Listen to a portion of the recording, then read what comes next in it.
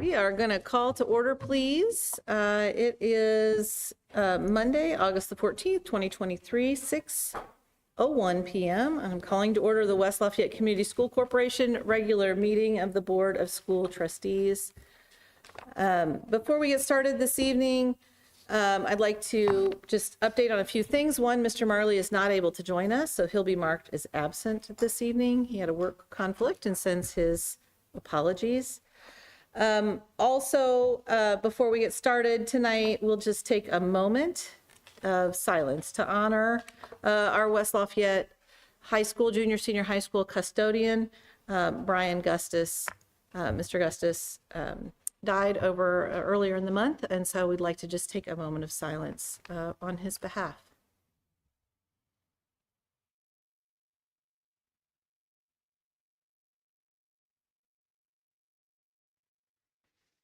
Okay, thank you for that. We send our great condolences to the family of Mr. Gustus and appreciate his work in our schools and the time that he has worked for us. You'll notice tonight on our agenda, there's a slightly different format. We'll get to that agenda item a little bit later on, but I want to point out to you that we're going to start with recognitions as a regular format. And then we'll go directly to communication from the audience. This is the only opportunity in our meeting for communication from the audience. Sign up happened on this blue form that was at the sign-in desk, and we have one person who has signed up, Mr. Randy Stute. If you'd like to come forward, you do have 3 minutes in which to speak.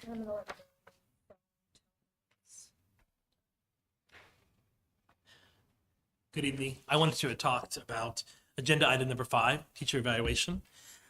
When Senate Bill 486 passed last spring, a lot of people were happy that a whole lot of regulations and requirements were rolled back. That was the main part of that bill. But I personally was really worried about the change would allow in teacher discussion to go from shall, which is a legal term, to may, which would allow people to not have good discussion. And I was afraid that that might affect the way in which the exclusive representative for our teachers here, WLEA, and our local administration might interact to identify and solve problems together. Now, the old law required discussion of anything that affected working conditions because we know that teacher working conditions become students' learning conditions. But I'm really happy to report that this law does not seem to have changed our relationship as was promised. The most recent discussion talked about issues of staffing and contract times, name changes required by the state, class sizes, and teacher evaluation. So I think that was very useful and fruitful for both sides. I noted that teacher evaluation was listed on the agenda tonight, and so that's why I specifically wanted to address that. The state spent a lot of time over the years creating the different levels of highly effective, and so forth, and approving waivers for evaluation models, including our own, only to have most of that wiped away in the new law. So I greatly appreciated hearing that our administration decided in consultation with WLEA not to change our model and to continue to hold to our agreed upon deadlines. Because I know there have been some really radical proposals made in the last few years. For instance, some have suggested that parent and student ratings be included in these professional evaluations, similar to those at the university level. And that's a variation I would very strongly oppose. There are already many public websites, such as Rate My Teacher, which are particularly negative and destructive to teacher morale. Many teachers also already ask for feedback from students to improve their instruction without that being a part of their evaluation process. So I hope you would agree that an evaluation by a professional educator who has actually spent time in the classroom observing, using a rubric that is agreed upon and used across the entire faculty, is more meaningful feedback than arbitrary opinions of parents who have never set foot in a classroom or students who are inexperienced at running a classroom. So this is another reason that I value our mutual collaborative work through discussion to create the best learning environment and working environment possible here at West Lafayette Schools. Recruiting and retaining the best educators requires us to be vigilant to provide the most professional relationships possible. Thank you for your attention. Thank you. Under 3 minutes, well done. 15 seconds. Okay. I now feel like I might understand a little bit of what your students feel when the bell's about to ring.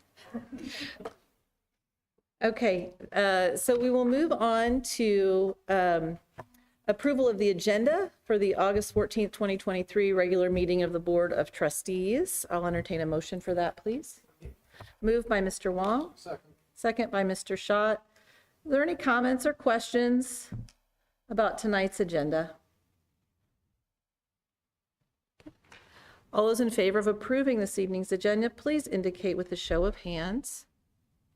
That motion carries 6-0. Mrs. Julian. Moving on to the next item, approval of the minutes of the July 10th, 2023 regular board meeting of the Board of School Trustees. I'll entertain a motion. Moved by Mrs. Alston. Second by Mrs. Mumford. Questions or comments about the minutes? Okay. Hearing none, all those in favor of approval of the minutes, please indicate with a show of hands. That motion carries 6-0. Mrs. Julian. Unfinished business, of which we have none. Kind of. I'm going to move down to new business, agenda item number 3, policy number 0166 on the agenda. Last month when we met, we had a conversation brought forth by Member Wong about the order of our agenda, and if we could move the communication from the audience up to the top of the agenda ahead of agenda and minutes. We did send that out to policy committee as the group decided last month. Policy took it to legal, had some back and forth in terms of what was appropriate and legal and what was not. We do have it in our and within our authority without any change in policy to just simply move that and consolidate it. Which we did in this agenda. We do need to make one change to policy, and that is in that agenda item 166. You'll see there's a short strikeout where it says by agenda item number 3, and we have changed that to read on the written agenda. So it's just making the phrasing a little bit less specific so that the policy does not require frequent amendment, but still applies appropriately. We also did review policy 166.8 or 168.1, excuse me. There's a lot of numbers there. That was in regard to the item we've discussed previously about the minutes being read and approved first. And after review of that with legal, it was determined that policy could remain the same and not require any changes. Is a vague enough language already to be appropriate. So with that history there, I'll entertain a motion on this approval, and it is one reading only because it is not a substantial change. So I'll entertain a motion for this policy change item. Mr. Wong has made a motion. Do I have a second? Second by Mr. Schott. Any questions or comments about this one? Mr. Wong? Question. Thank you for our school board leadership to make this change. I think this will be much better for the communities and also for us to understand the communities' communications, their comments before we conduct our business. And one thing I think I noticed we removed another second comments after the meeting. Personally, I think maybe it will be better off to have some comments at the end of the meeting, at the comments time, public comments time. The people maybe after they sit here 2 hours, 3 hours, and they may, after they hear our meetings, they may have some comments, so they can go ahead, have some comments instead of waiting for next month. So that's just my suggestion. Thank you. Mrs. Mumford? While we're talking about 161, there's several details in it that I would like to see if the policy committee would look at besides what they're already proposing. This isn't a motion or would change this one, but it's for future reference. When you look at it, this section that says each agenda has to contain this statement is actually only something that our school district has chosen to put in. I'm sorry, what policy number are you referring to? 166, the one we're Okay. looking at. Say that again. Which paragraph? The second one that starts with each agenda shall contain the following statement. This actually is not something that's included in any other school district's policy and is kind of dictates what we need to have say on it, which I don't think encourages a welcoming atmosphere. So I would propose that the policy committee consider taking that out and having our agenda just strictly say communication from the audience. Even right now, as we have the rules in it, to me, this isn't as welcoming as it could be. When you look at our current August 14th agenda with all the details, please note these things. What I would like is when the community comes in and wants to speak, that it's just very welcoming, a feeling of communication is from the audience, and there's not these other details that our school district has chosen to put in that we don't see in other school districts. I found helpful adding these details, so I don't know if it's an asterisk, and then put them at the end of the agenda if someone's interested. But I do think that we don't have as much of a welcoming feeling as we could. And so that part in the policy could be removed. The second part is the first paragraph talks that it has to be sent out 72 hours prior to the regular meeting, which actually doesn't match the paragraph that talks about 4 days prior to the meeting. And that 72 hours, once again, is something that only our school district has in theirs. And so that one would be nice to remove that while we're working on it. The third paragraph talking about mailing it out. We no longer do mailings. So it'd be nice to update, while we're updating this agenda to make it more frequent. Other school districts have included in this part of the agenda of how items can be added to the agenda by school board members. And so, like, for example, PSC has in this section, any 2 school board members may include items on the agenda.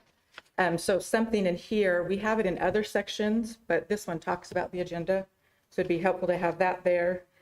And then at the second to last paragraph, right now it says that the agenda must be posted at the meeting location and/or electronically. I would like to change that to and. The meeting location really isn't as applicable, and electronically is how we do it. And so I'd like that to be in our policy to line up with what we do. So those are proposals that I would like to ask the policy committee to look at in regards to this policy. Thank you for your feedback. As any member would like to offer additional comments this evening? Mr. Wong, you've already had an opportunity to talk to any members who have not yet spoken, have anything to say. Mrs. Austin, Mr. Schott, Dr. Yin? Dr. Yin, go ahead. I think that sounds reasonable. The suggestions Deisha made sounds reasonable. Oh, all right. Thank you for your feedback. Anybody else? Anything? Mrs. Austin? I think it would be helpful if Mrs. Mumford would put her suggestions in an email so that we can review it with legal. It seems like you've got notes, so. Yeah, I can definitely email this then to you, no problem. Yes, and anytime we have an agenda item such as this where you have additional thoughts, it would be entirely appropriate for you to send those to me as the board chair so that we could also use those at the same time. All right. Hearing no further comments on this agenda item, let's call this one to a vote. All of those in favor of making the proposed amendment to policy number 0166, please indicate with a show of hands. That motion carries 6-0, Mrs. Julian. Moving on to agenda item 4 and special education services. I am not seeing Mrs. Johnson. Oh, Mrs. Roth is presenting. Johnson cannot be here this evening, but we decided that we would go ahead and continue with the presentation and any follow-up questions that we could get with her to answer. Thank you, Mrs. So Roth. this is actually a presentation that she prepared, and she talked with different people in our office as she prepared it. So we were somewhat aware of what's in it to be able to speak coherently and cohesively to it. So as you can see, we're focusing on special education, and I'm not the expert. So I do want to, if you have questions, we'll get them to Mrs. Johnson, who can provide that. But we wanted to do this, or rather Mrs. Johnson wanted to do this because sometimes there are questions that parents may have throughout the year. And this is an opportunity to inform the public of not only what special education is, but also of the great things going on in that department itself. So you can see that this presentation has been broken down, and it says 4 things, and actually it's 5 things. So you can see the first thing we're going to talk about is special education staffing, followed by special education students. GLASS overall has decentralized over time. So just a brief overview of that, special education funding. And then as we start a new school year, some of the exciting things going on in the special education department. So as you look at this, this is focusing on the special education programs overall and focusing on our staff and the years of experience, as well as the number of staff that we have dedicated to students who have IEPs. So you can see Mrs. Johnson oversees programs and staff K through 12. We have Mrs. Holdman, who works specifically with those at the elementary and intermediate school. And you can see if you look at this, we have teachers and paraprofessionals at each level. And at the elementary, there's a program that is called Essential Skills that serves both students who would be of elementary and intermediate age. And then at the high school level, there's an Essential Skills program that serves both junior and senior high students. So that's kind of a brief overview of the staffing involved. And this next slide, I really, it's interesting. I was delighted to see this as I started to look at it. You can see Mrs. Johnson has gone in to help us understand the years of service and really the amount of experience that our professionals bring to the table.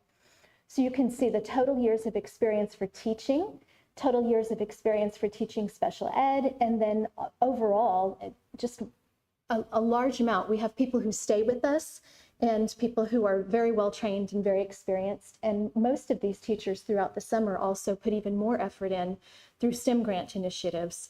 And we had some teachers, Mrs. Holdman and some teachers went last year to the conference for in Kentucky, I believe it was, to focus on students with disabilities. So this is exciting. And Mrs. Johnson has pointed out that special education is an area in which sees a lot of recidivism.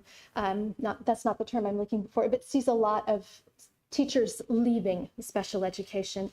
There's an incredible amount of paperwork. There's an incredible amount of legal compliance that go with special education. And if your heart is on focusing on helping students, it becomes at times overwhelming to balance that. But I think Mrs. Johnson and her team work very well together so that no one feels overloaded in that aspect. And if she weren't here, she couldn't say that, but I'm going to brag on her because I really do think she goes above and beyond to ensure that the special education teachers and our paras are very well supported.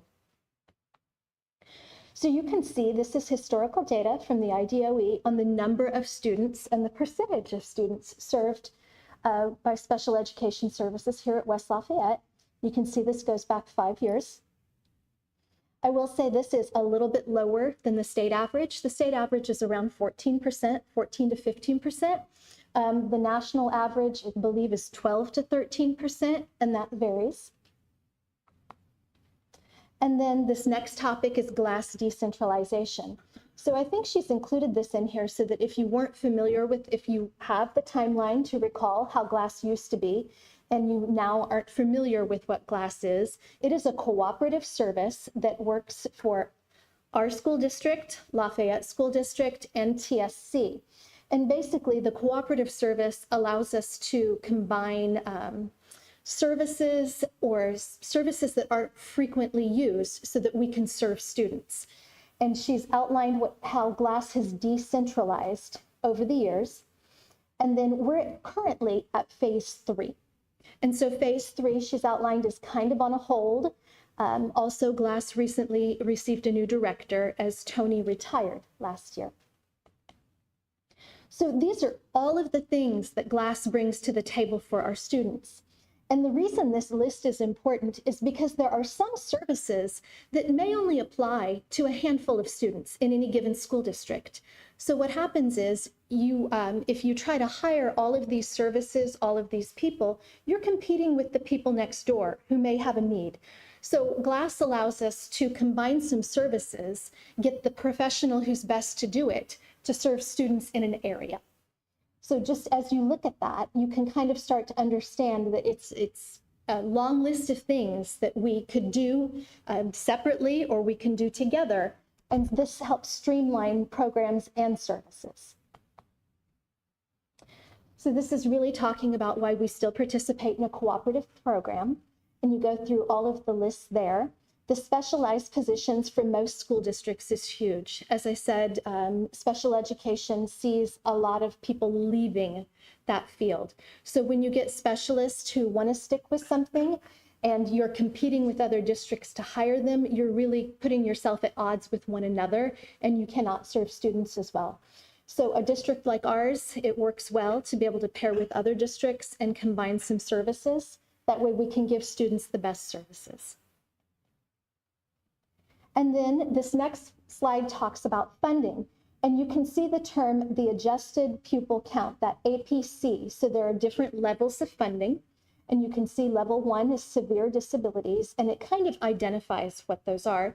Keep in mind, a student identified for special education services has to have one of 13 identified disabilities, and they have to have some evidence that that disability is making a difference in a student's ability to succeed in school. So you can see that level 1 is looking at disabilities that impact the student at a higher level in a school setting. Level 2 is looking at disabilities that impact the student not at that highest level. And then level 3, you can see, is strictly reserved for speech and communication impairments. So you can see this is where the funding levels have been throughout the years. You will notice slight increases in level 1 and level 2. You will notice level 3 has remained pretty steady. So this is information that I was actually delighted to see. I was glad Mrs. Johnson pulled this in. And this is the IU, what's called CEL, Center on Excellence in Learning. And they put out a variety of materials regarding special education programs from all levels, from kindergarten, preschool, up to the high school level across the state. And they do work with schools. And you can see that they have reviewed our school district and they've put us in the highest rating.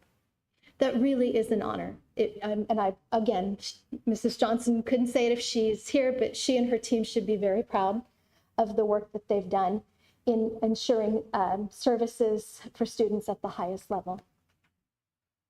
So now as we begin this 23-24 school year, she's outlined some of the things that are kind of exciting when you think about it. So there's a district-wide program for paraprofessionals.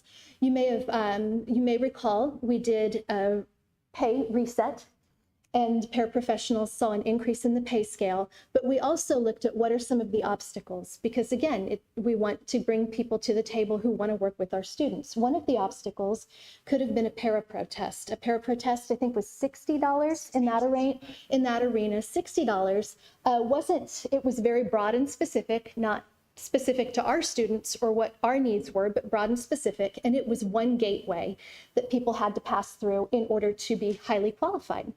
Another gateway could have been 60 college credit hours. Well, if you have someone who's excited to work with students, wants to be with students, and we can offer training locally that tells them how to best meet the needs of our students, and local training that's also specified to what our teachers do and the needs that we have, this is what they've worked on with that master teacher training. We also have the therapeutic crisis intervention training teams, special education curriculum in the elementary school, and a new class director, and the special education resource teachers hub. So all of those things. I will actually add to this, all of our special education teachers met throughout the summer to work on ways that they could improve their practice. They came together to work on the training that Paris would have. So that team has really put a lot of effort into building up themselves, working with Mrs. Johnson, and supporting their paraprofessional that come to them, all 4 students.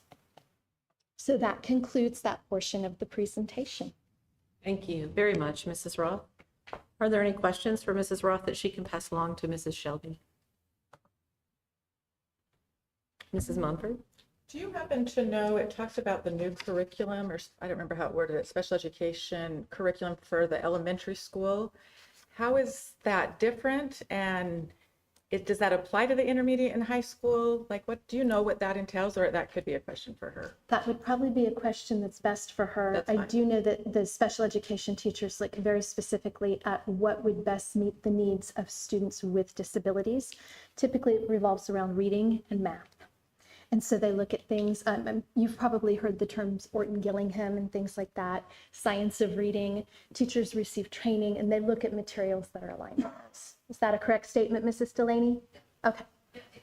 Most of what they're working on are the foundational skills, very hands-on, very age-appropriate things. Different than what's in the classrooms, but they are getting different. Thank you.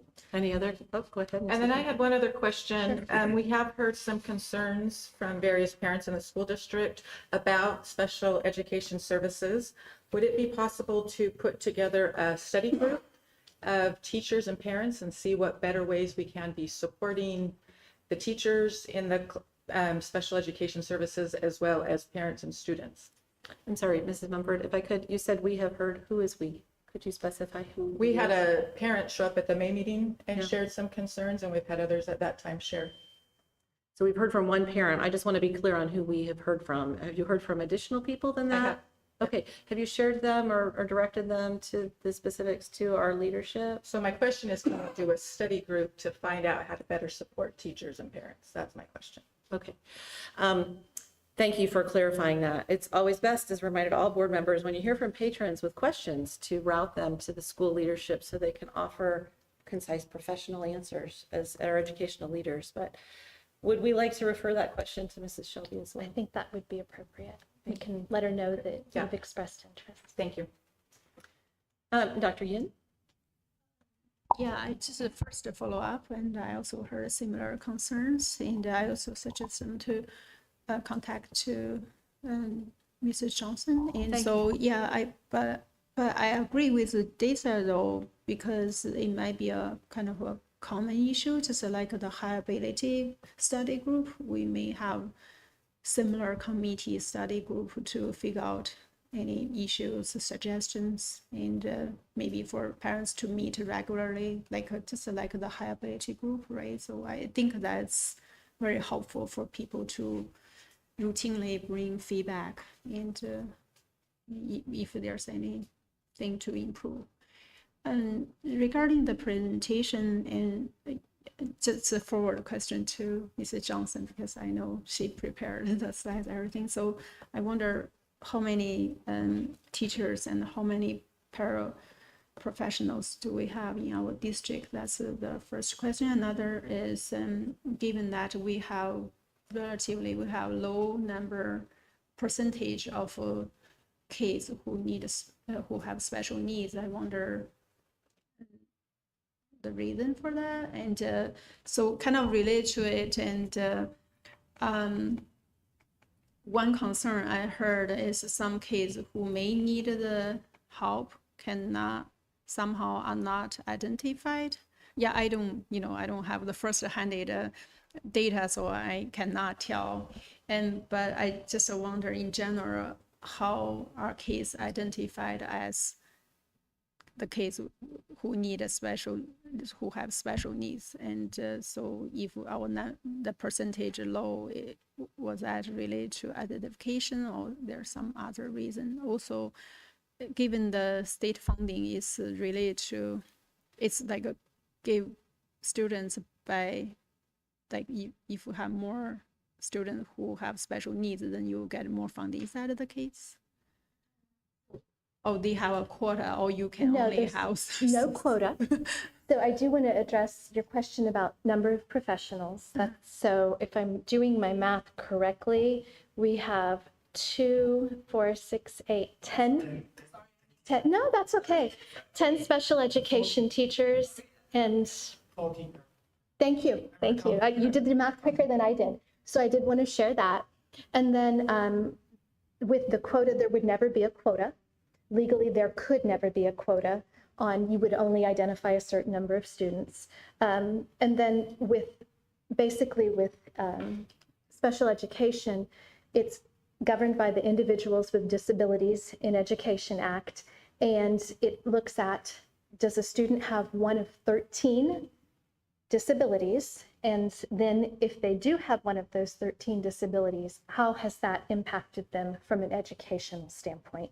So it's not a one-prong test just to have the disability. A medical diagnosis is very different than how it affects the school performance. So if they have that one of those 13 disability categories, then if there's data to show that it is affecting the student from an educational standpoint, that's the second prong of that test. So that's part of the identification procedure. But Mrs. Johnson could give you much better information than I could.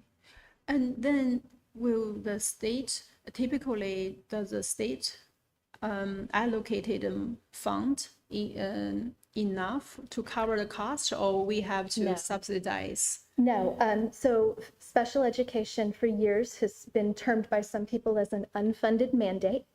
So special education, the law initially came, I think, in the 70s, 75, 79, and over the years has changed. And at one point in time, when it first began, Congress said that they would pledge 40% of the cost. They've never met that level. And then they changed what they said they would. So there's several funding mechanisms. There's federal funding, which schools do not receive federal funding directly. Federal funding goes through the states, and then it's distributed from the state to the schools. So federal funding gets to the school level.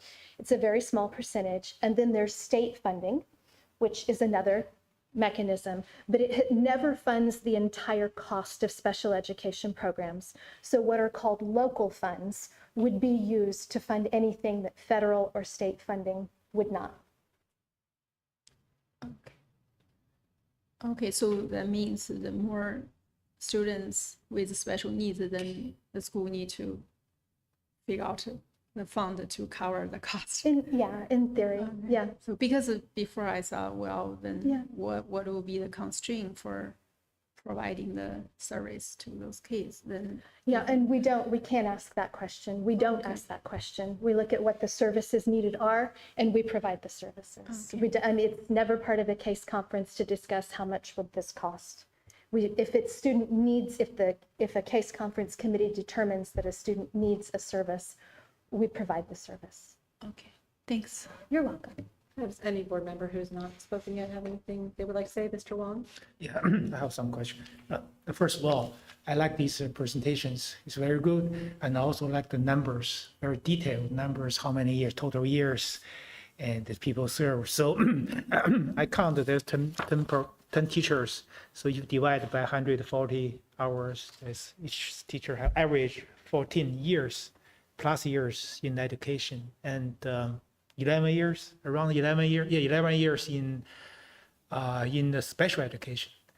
And for the paraprofessionals, there's 40 peoples, and then 130, that's more than 3 years in that service. It's not very easy. So I think it's fair to say we returned or we recruit high quality teachers. So it's not easy for Mr. Shelby Johnson in current situation to return those highly qualified teachers in her team. So please forward my appreciations, especially for this presentation. I can see the person, whoever prepared these things, you can see the passions they serve other people's, and I can see the professionalism from these things. The only things I have is regarding that case conference committees. So if maybe you can talk about kind of overview of how that works, what's the purpose of that, and how many say meetings we have every year. I think that meeting is quite costly because a lot of people put together and prepare paperwork, and every year there's legal regulations. So if I'm not sure if you can do that or Shelby Johnson can do that, but that's just my question.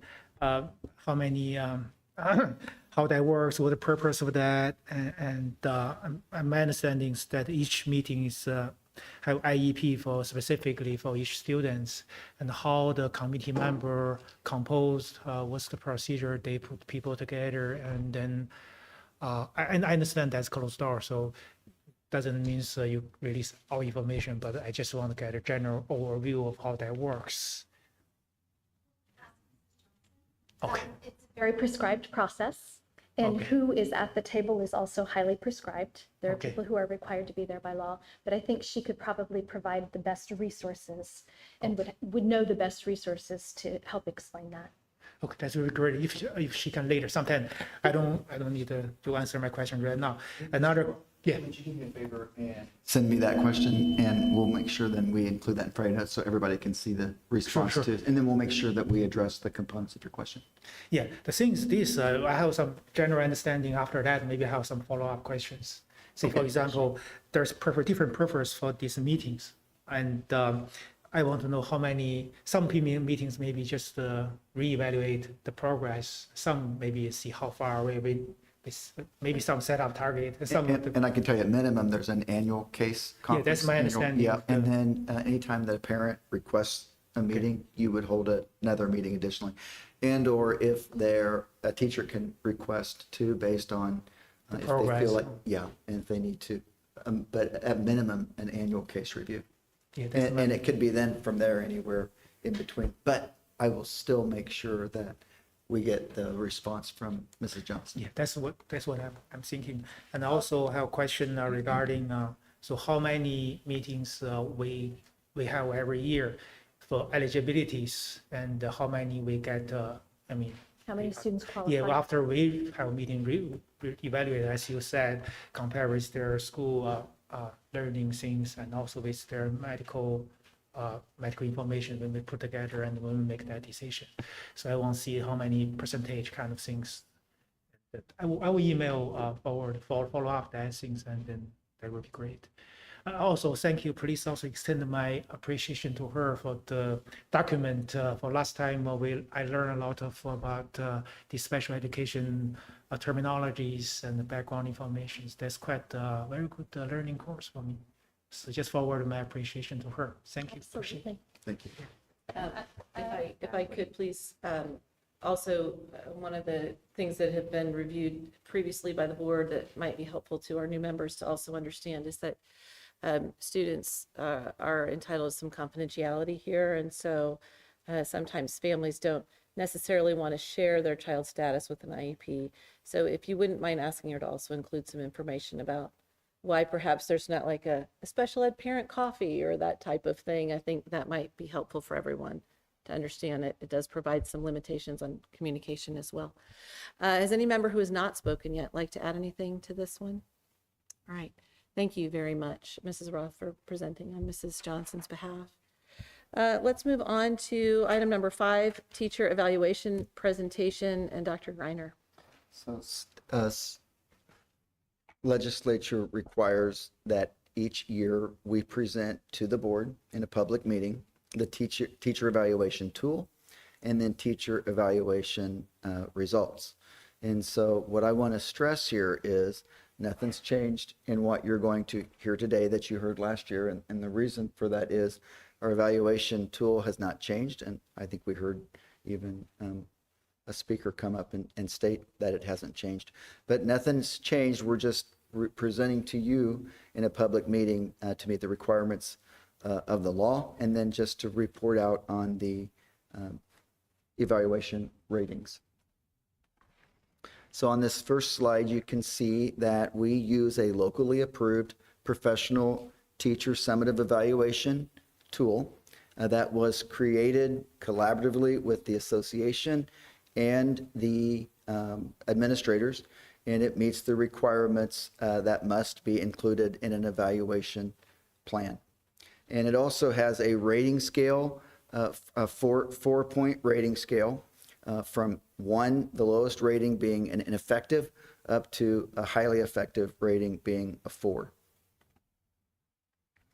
The system or evaluation tool has 4 domains: instructional leadership, professionalism, effective instruction, and student assessment feedback. And these are all through a rubric.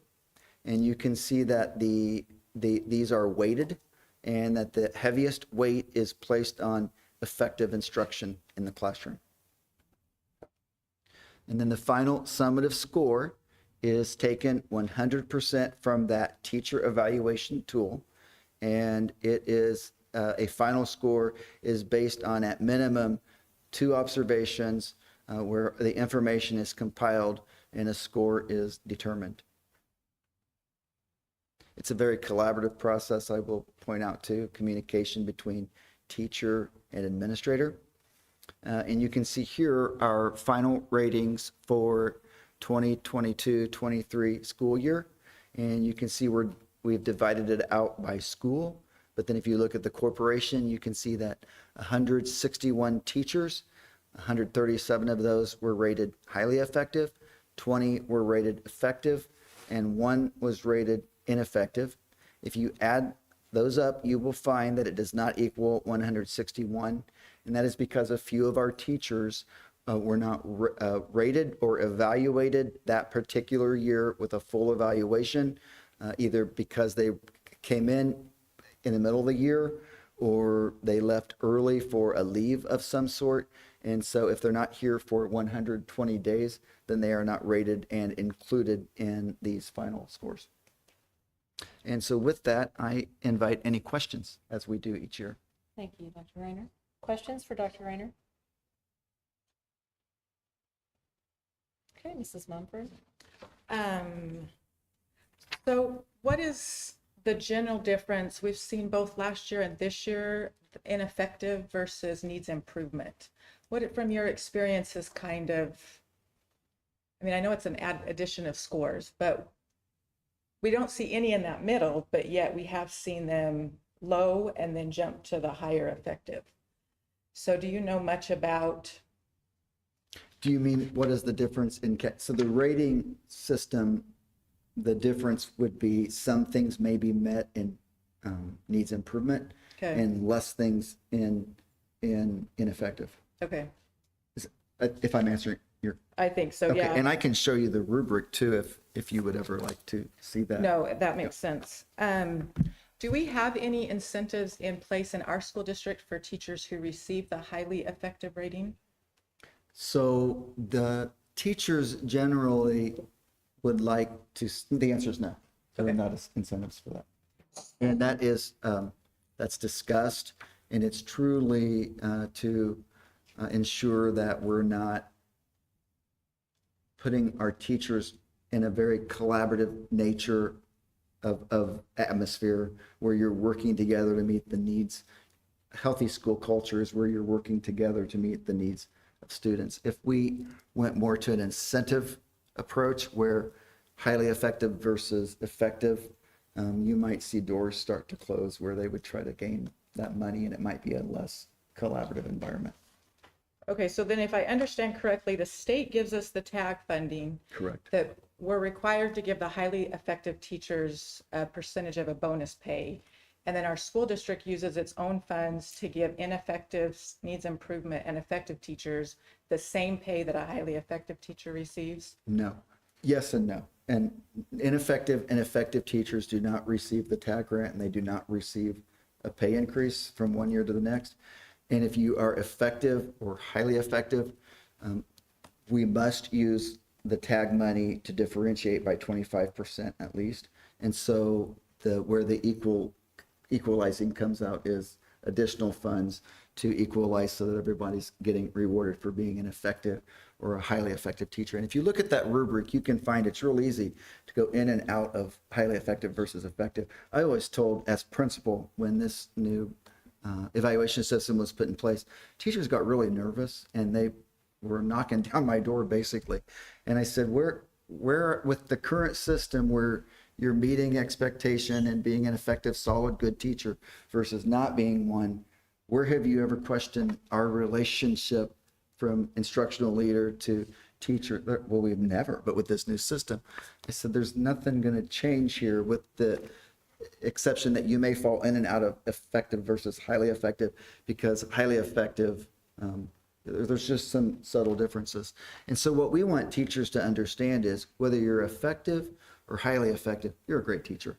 And so with that, then we also want to encourage that collaborative nature when you're sitting around the table, whether it's at the IEP table or you're just sitting studying data and you're looking at your collective grade level of students or your collective school level overall students, where you're working together to meet the needs of those students and learning from each other. So if you and I are collaborating at the table, I might say to you, how did you get those math results, Mrs. Mumford? I want to know because 80% of my students passed and I've got 5 students I got to remediate. Yeah, 99% passed. What are you doing there?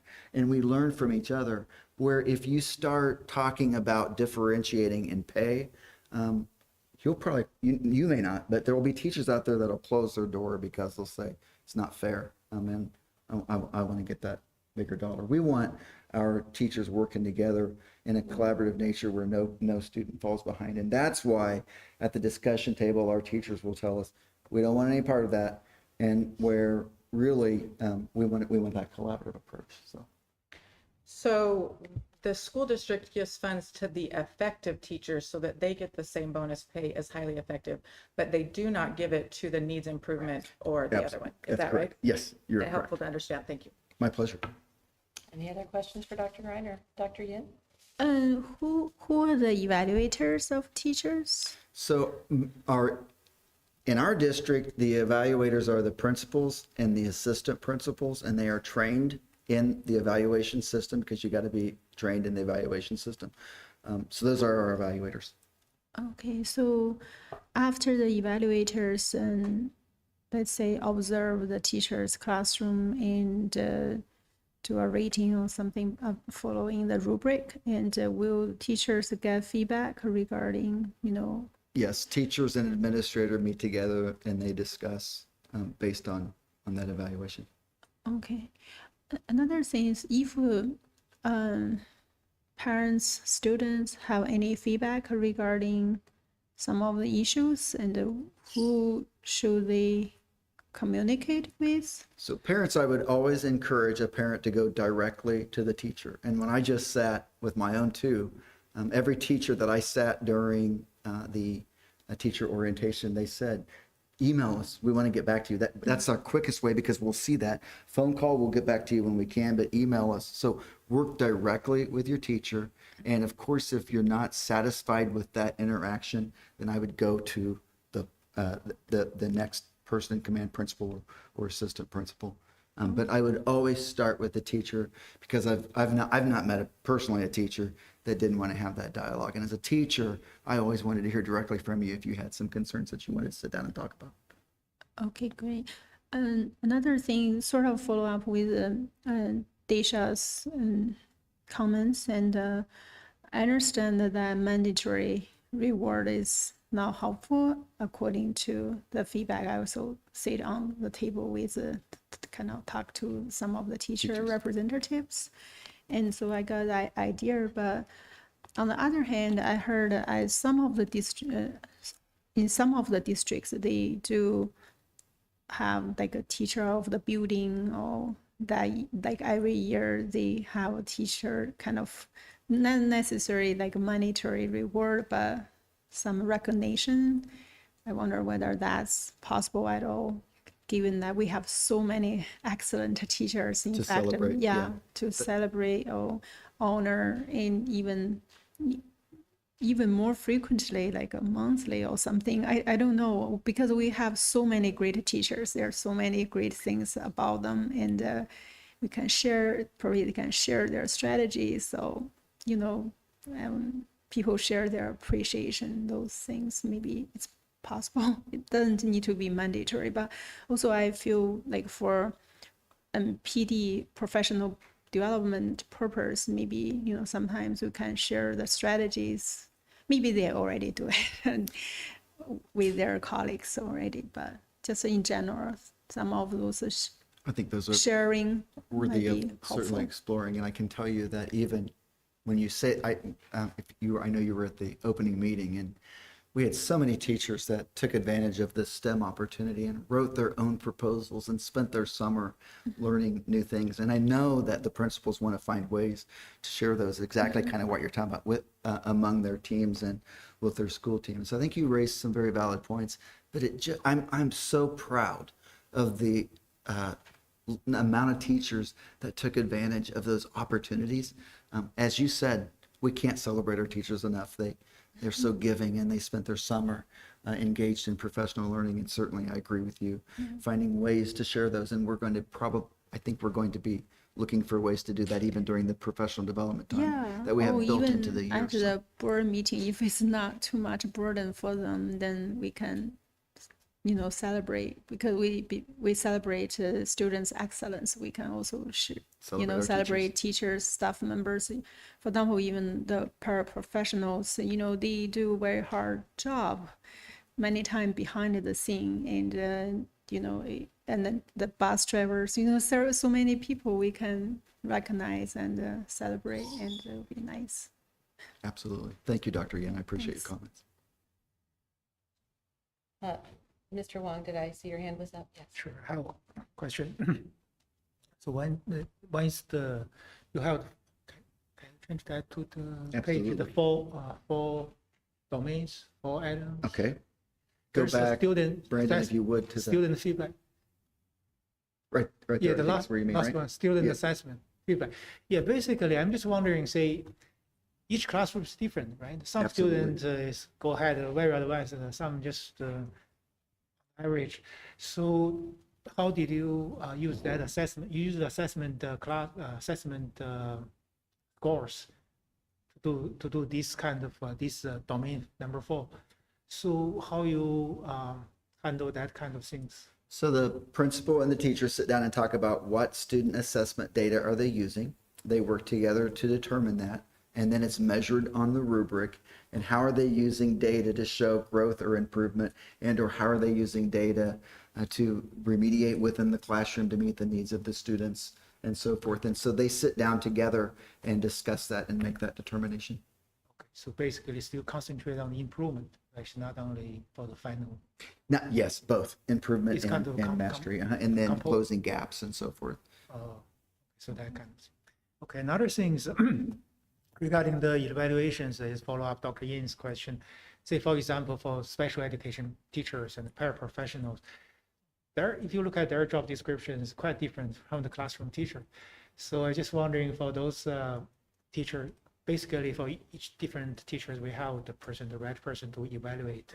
Yes. Basically, they understand what's going on, and they can do the evaluation. So Yes, and the principal will evaluate the special education teacher, but they will certainly get input from various stakeholders too.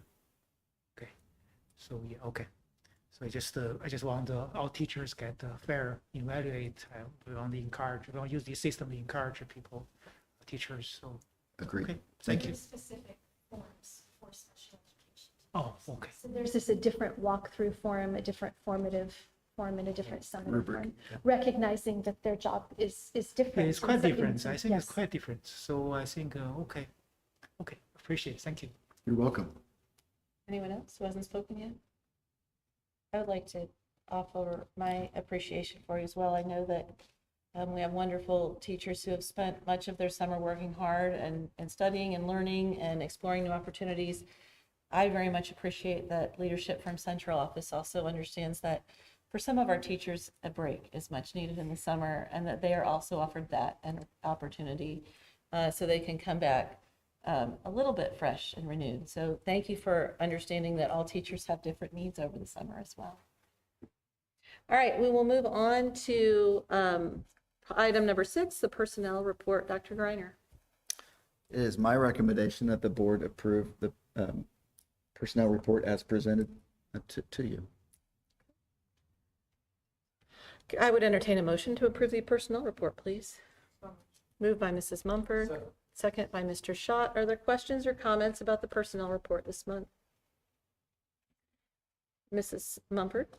Dr. Greiner, do you know, with not having a current mental health therapist in place as we did last year, is this meaning our counselors' plate just got a lot fuller? Are there any other ways until we hire someone that we could be helping them since their plate is already too full? We will certainly be monitoring and talking about that along the way, and it will be all hands on deck. Have we For had any certain. applications or anything I yet? don't think we have. I don't think we have. We have that. Have we had some come in recently? Good. Okay, good, good. Okay. Yeah. In our younger kiddos, our previous mental health therapist, she was serving students who were on wait lists to get into somewhere. Well, over the summer, they were able to get into, so that did kind of like them. Make it a little, Good. thank Got you. some time to find that right person, right? Yay. I also want to say very supportive of our counseling is a very unique and specific job. Just special education is very unique and specific. But I think most of our teachers have recognized that students are coming to the table with needs that are heavier than what they've come with in the past. And a lot of our teachers have spent time over the summer trying to better understand how you can create a classroom environment that would be trauma-friendly. And so I think our teachers in many ways have jumped on board too, to kind of, it's not the same by any way, shape, or form, but to understand and kind of support the counselors just as counselors support them. So I think that there's a collegial recognition of the fact that it's an important job, and everyone, and it, you know, teachers are teachers, yes, and counselors are counselors, but if I can make my student procedures that would be more friendly and more accommodating for a student, then I will. But the counselor still is the professional counselor. So I think that there's been some recognition and some effort in that direction. Any other questions on the personnel report?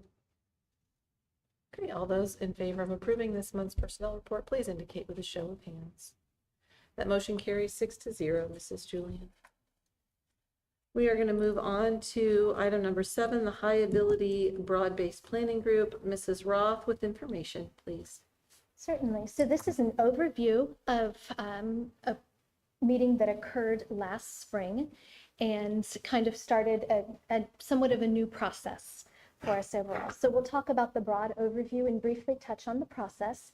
So we receive funds from the state of Indiana for high ability, and as such, we are required to have in place a broad-based planning committee. So the broad-based planning committee itself met last May. It consisted of teachers, counselors, and these were teachers and counselors who volunteered to be there, and parents. All parents who are parents of students identified as high ability were invited to attend. And if they could not attend, they were also invited to provide feedback via the attendance RSVP form. We had a board member there. Thank you, Dr. Yan. And that occurred in spring 2023.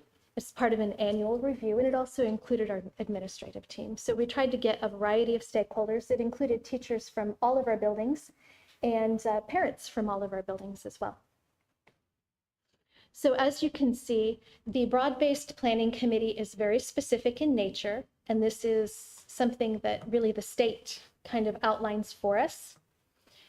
And the broad-based planning committee is a diverse group of stakeholders organized to review the continuous development and implementation of services and programs for high ability students. It is an advisory role, and there is representation from a variety of stakeholders. And really the reason we ask for representation from a variety of stakeholders is to share perspectives. I included that teachers were there. Some of those teachers have had extensive training in high ability, and they're seeking out a license in high ability. Other teachers have had very little training in high ability, but yet they still serve students who are identified as high ability. Parents, it's the same. Some know very little, some know more, and the same, it's across the board. So we have a vast variety of perspectives at the table. We have parents of the littlest, the kindergartners, as well as parents of juniors and rising seniors who were with us. So it really is a 10,000-foot view from that committee standpoint. So when we met as a broad-based planning committee, we met in this space. It was quite a few people. I want to say about 100, if I remember correctly. And we looked at different areas. And these are the areas that the state requires us to do for our plan. So we had an area that was devoted to multifaceted identification. A teacher helped lead that. Once again, teachers volunteered to do this. These were our local teacher experts who were able to talk to parents and able to talk to other teachers with less experience about what multifaceted identification is. Also, there was an area called differentiated curriculum and instruction. Once again, teachers led that. Differentiated guidance and counseling. This one, Mrs. Russell from the junior high was kind enough to lead. She was our expert counselor. We asked her to help us with that one. Professional development. That was another teacher who led that as well. And program evaluation. We also had a principal, Mrs. Saros. Thank you for your help. She was with the teacher leading things as well. So basically, groups were divided up into smaller groups who rotated through each of these content areas.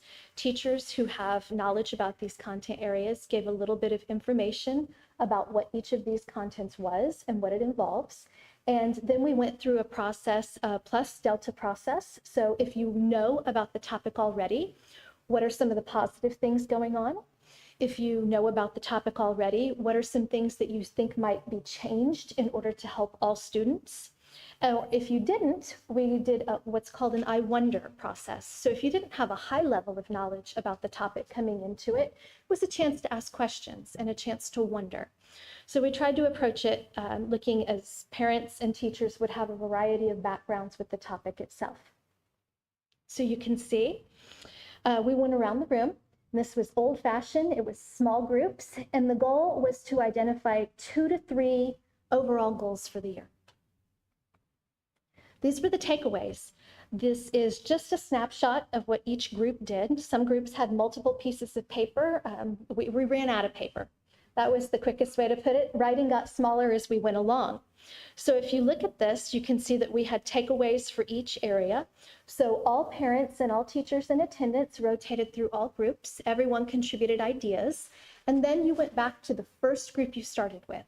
The first group that started at each station reviewed all of the ideas and then said, what are the trends we're seeing? What's that high point? What's that priority that's coming to surface?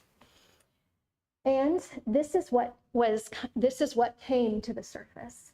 We determined as one large group, broad-based planning committee, we have a need to increase family education and communication about high ability programs. We have information available, but it's not answering questions. Parents identified some things that people thought would be helpful to better understand. Teacher training and high ability best practice. I'm happy to report we're on top of this one. We've already signed up teachers. It sounds terrible, but it's called High Ability Boot Camp. For those who wanted to attend, there's an in-person and a virtual option that's been offered to our teachers, and I think that starts in early September. It is a program created by high ability experts who have taught at Ball State and also have done consultation for the Indiana Department of Education previously. I would also add that in past years, we've partnered with folks from Jerry at Purdue as well. So we really have focused, we've said we need to increase teacher training in high ability best practice. Another thing that came up, and this is related to the question of counseling, that kind of thing, we want people to understand that there are specific social emotional factors with gifted students. The one that most readily comes to mind is perfectionism. Is that all gifted students? Absolutely not. Is it many? Yes. Could our teachers probably say, oh yes, I've seen that? Likely. When we did our PD last spring, actually, we had someone who came from Purdue to specifically speak on that topic, that kind of perfectionism, that high stress that occurs in some students with high abilities. And once again, this is from the teacher perspective. Teachers aren't counselors. Counselors are counselors. But there are things that it's helpful for teachers to understand in working with students. And so that's one thing that came up. We want parents to understand that as well. Sometimes if you have a child and you're like, I really don't understand, why is this child so hard on himself or herself? I don't put that on my child. And it's helpful for parents to understand that may be part of that high ability. But I think the important thing is also to understand that it's not one model. Not every high ability student looks the same. And then the thing that we also is, the final goal is we want to continue to broaden stakeholder engagement. So we also had people during that RSVP process that signed up to be a part of the year-long process. So we will do 2 more meetings before we return to our annual spring meeting. And that next meeting, we're going to lead to next steps. We'll set up a meeting to happen sometime soon, September, October, and we will look over overall, not individualized, but overall achievement data for high ability students. So at the high school level, that might include accomplishments in AP, SAT, at the elementary level and junior high level and intermediate level. That might include overall, are those students getting to pass plus or that proficient, just to understand. And that's just a step in that right direction. And we also want to understand as well, we want to update the website. Mr. Hamilton is working on websites as we speak, not as we speak, but it's in progress, right? And so as we get him the information and that website update comes, that'll be down the line to provide more communication. We want to ensure updates to families of high ability students, welcoming someone to that communication role on a part-time level. That will probably look, the people who meet in October, the broad-based planning committee members who meet will help determine, is that a newsletter? Is that an update to the website that has a snippet of a newsletter? Will it be included on the school, on the district-wide newsletter? We want to get feedback on how that will look. And of course, I mentioned the high ability boot camp for teachers. So given that, I think we're to the end. So I thank you. And if there are questions, I'd be happy to answer them. Does anyone have any questions for Mrs. Roth? Mr. Wong, you look like you're ready to raise your hand there. I always have questions. Sorry about that. I have several, maybe 3 questions. The first thing is, would you mind giving us overview of how the identification process, how that works? I understand there's the standard criteria keep changing, but Yeah. if you can give us So identification occurs, it's required by law to occur when students come and when they transition. And ours, we are required by law as well to have what's called an aptitude measure and an achievement measure. And we are required to also consider qualitative measures. So our aptitude measure is through a test called COGAT. And I could not, for the life of me, remember what that specifically stands for. And there are 2 versions of COGAT. You can do a 2-step process or a 1-step process. The 2-step process is where you screen all students, and students who reach a certain level in that screener, typically 80% or higher, then move on to the 2nd step. We do not do the 2-step process. We universally screen, and that's key, we screen everybody. We universally screen all students. And students have to qualify at that 96th percentile or higher, plus or minus the standard error of measure. And if they score at the 96th or higher percentile, plus or minus standard error of measure, they would qualify in one of 3 areas. The state says you can qualify as a student with high abilities in English language arts, verbal areas. State says you can qualify as a student with high abilities in math, or if you qualify in both areas, you qualify as what's called general high ability. So that's how students qualify. Now, we recognize that at the youngest levels, that data is less certain. So students will qualify, but then when they're tested later, they may not qualify again. That's a conversation between parent, teacher, everyone to decide what's in the best interest of the student. So those steps happen along the way. It gets a little bit different when you look at the junior, senior high school level, because we qualify at 6th grade as they go to junior high school. And then after that, students get a lot more choice, parents get a lot more choice. So the way they would be serviced, it would be a counselor saying, yes, your student's ready for this, or no, your student's not ready for this. But that qualification always looks at the aptitude, as I said, the COGAT, the achievement, we base it on NWEA, which is nationally normed, but we look at local norms. And then qualitative measures, teachers have worked together to develop some qualitative measures. That 3rd portion, a qualitative measure, is only used if you're on the bubble for the other measures. Okay, thank you. Thank you. Yeah, and also thank you for the organizing these committees. I heard a lot of positive feedback from parents. They really appreciate you have these committees to work on that. Another question is, once we have the high ability programs, shall we, do you guys present those programs to the board to take a look, approve, or something like that? In general, no, that's Okay. not. The program itself, we present what the broad-based planning committee has done and the goals for the year. There's not been an approval from what I gather in the past, but that would be up to the board if they wanted to approve goals or not. No, I just look at our policies. I saw there's one sentence saying the program must be approved by the school board. My understanding, the approval is come here to vote. Okay. But I don't know if that's the that's the procedure we should follow or not. Another question regarding the cost of high ability programs. So my understanding is the state doesn't provide too much funding for high ability, very limited, Very nominal, limited. nominal, kind Yeah. of nominal. So from our school point of view, for these high ability programs, how much, I mean, in terms of cost, the rough estimate, how much cost we will put It in would there? be hard to, it Estimate. would be, we use a particular model called a cluster model, Okay. in which you will have students who are high ability with students that are of different levels too. And it's a model that was developed by researchers at Purdue. And it's kind of the idea that rising tide lifts all ships, for lack of a better term. So it would be hard to kind of piece together what percentage of a teacher would be here, what percentage of a teacher would be there.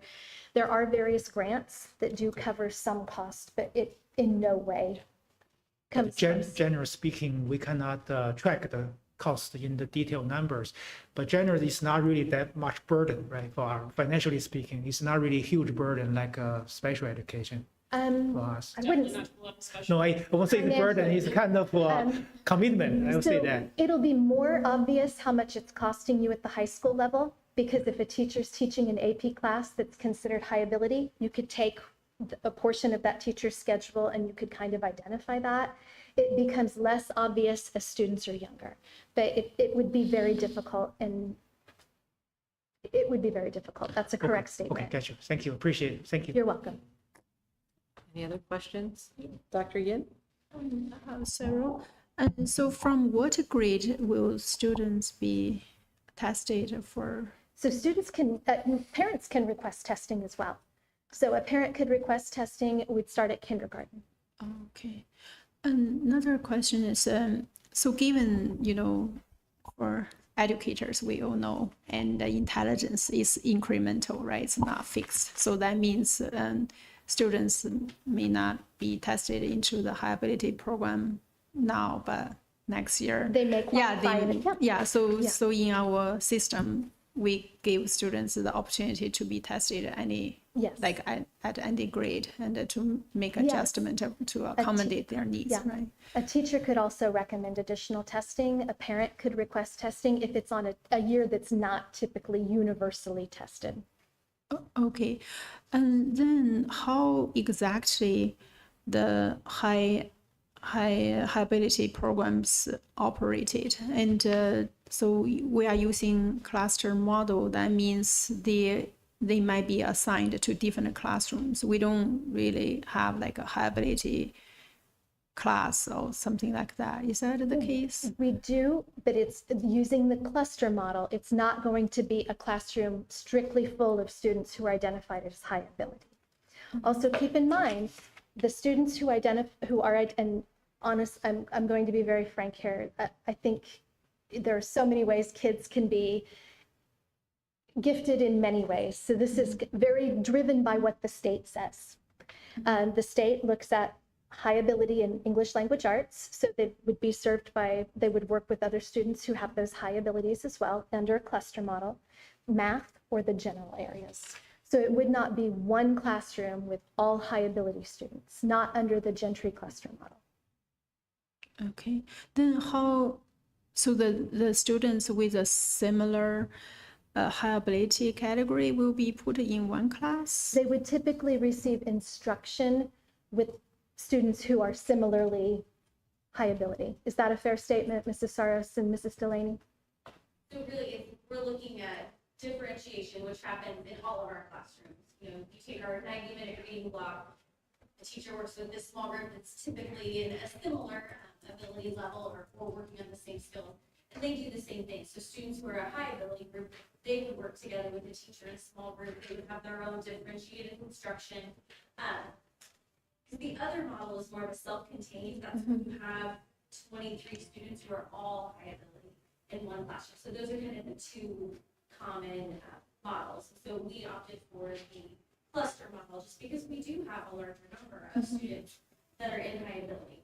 So I think that helps us to kind of expose everyone, and especially in our building at K-3, a student may be high ability, but they may have some serious gaps in their skills that we don't find out until later. So by allowing us to use the cluster model, the teachers can find those skill gaps and help fill those in, so that way they can grow even faster.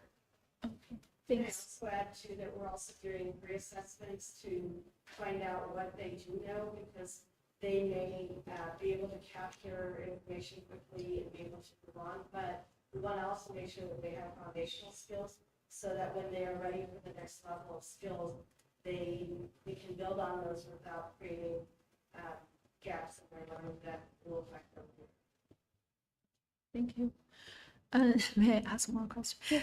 And so as then, how about the assignment of the teachers? Like let's say we have several groups of high ability students, then which teacher will teach those students? And was that there are like a consensus among all the teachers, or it's just decided by somebody? So principals work with teachers on what would be the appropriate grade level and the appropriate assignment. Ideally, we want to make sure teachers who are working with high ability students would have some training. So they look at teachers who have training, who have that interest. And if they have the interest, but they don't have the training, we want to get them the training. With any teacher placement assignment, it's a conversation between teachers and principals to understand how can we best serve students. Okay. Okay, thanks. So that's for the elementary schools. So we have those clusters, right? So as what you said earlier, and for high school, middle and high, and because we have many options, the Yeah. course options. So basically students will be put in different classes based on, how ready they are, right? Correct. So then, I guess, because right now it seems there's some kind of unclarity regarding that issue, like for example, whether students can test out the math course or something like that.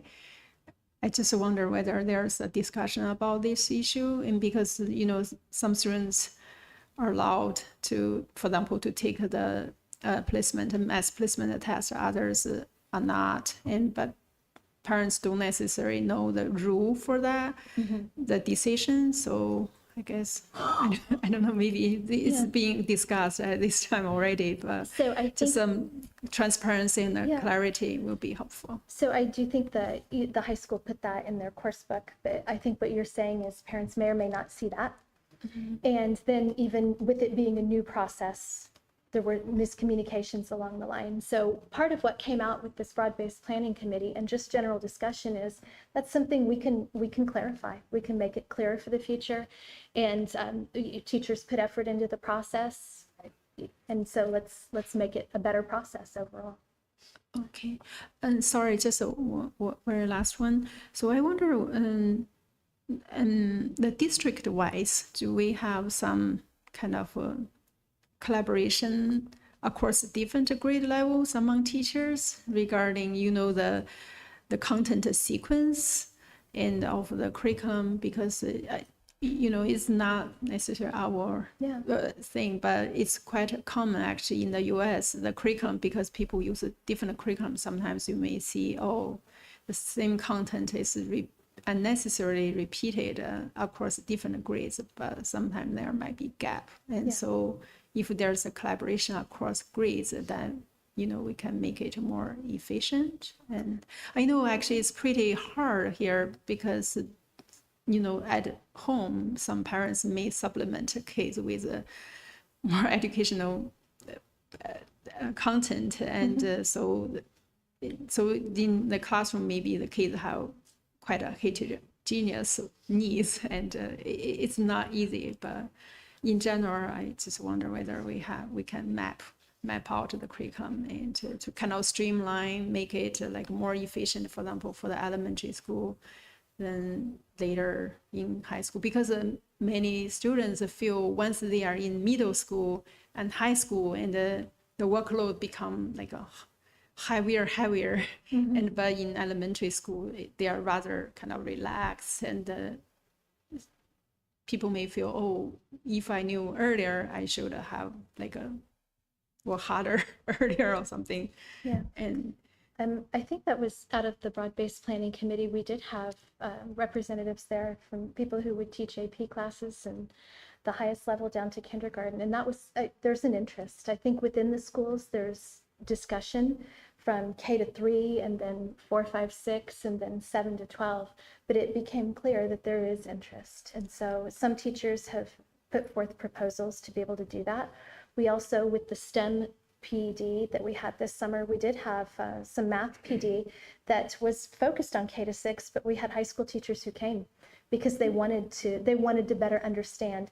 I know we've explained that the standards have transitioned and that they've not narrowed is probably a wrong term, but that they've reduced the number of standards and they've prioritized them. So teachers, I think, have seen that as a time to, kind of come together, look at standards that are across the table. But everything I've heard from our teachers is that there's interest in wanting to understand more about high ability students and wanting to understand more about what that looks like at the different levels for students who are coming to them. So I think you're correct. Okay, thanks. So very last question, sorry. And it's great. And by the way, thank you for all your work, and it's very impressive. And just the last thing, I noticed that there's a high ability PD program for teachers, and in general, our teachers work so hard, and already I wonder for them to spend extra time It's on this. optional. Do we compensate the teachers? We can compensate them some way. The STEM funds, if teachers want to do it during the school day, they can. There's no additional compensation for that, but we make sure we cover their meals, we make sure we cover their travel. It is optional because we know it's really difficult to be out of the classroom. And then the other portion of it is if teachers don't want to be out of the classroom, we have offered a virtual option that they could do on their own time and receive compensation for that. Okay, that's great. Thanks. Any other comments or questions for Mrs. Roth? Okay. So, Mrs. Roth, I have one question for you. Yes, Is it ma'am. fair to say that we have some students who qualify as both high ability and also special education? Yeah, you can have students who are again, these are labels. I'm not a big fan of labels, Correct. but twice exceptional is the term. And a student we employ different testing to try to understand a student who's twice exceptional, because if you have an issue with verbalizing or something like that, it would be difficult to test you in traditional manner. So there's certainly that option. Thank you. I just wanted to make sure that I understood that part correctly. Yes, ma'am. Thank you. All right, let's move on to item number 8. The West Lafayette Community School Corporation and West Lafayette Police Department SRO agreement. Mrs. Cronk. The proposed SRO agreement with the City of West Lafayette Police Department is included in your board packets for approval this evening. We've had a great working relationship with the department now for several years. Conditions of the agreement with respect to building coverage will remain the same as in previous years, with the exception of increasing the term of the agreement to 3 years instead of 1. Please approve the SRO agreement as presented. I'll entertain a motion for this. Moved by Mrs. Austin, second by Mr. Wong. Are there questions or comments about it? Mrs. Mumford? I understand they're also now eligible for classified staff raises. Was that done in the past? I'm not sure. They're part of our classified wage handbook, so as far as I'm concerned, they are. Okay, so I didn't know why we're changing this year, but it's just maybe to make it I know clear. they'd given them raises in the past. I don't know if Okay. it was at the same time or not. So yeah, Okay. I just thought it made sense to do it at the same time. So And then a question that deals kind of in that area that I had brought up before is drug testing at the high school, Dr. Granger. Why don't we do drug testing at the high school? Are we planning to do it? Kind of what's some background with the drug testing at the high school?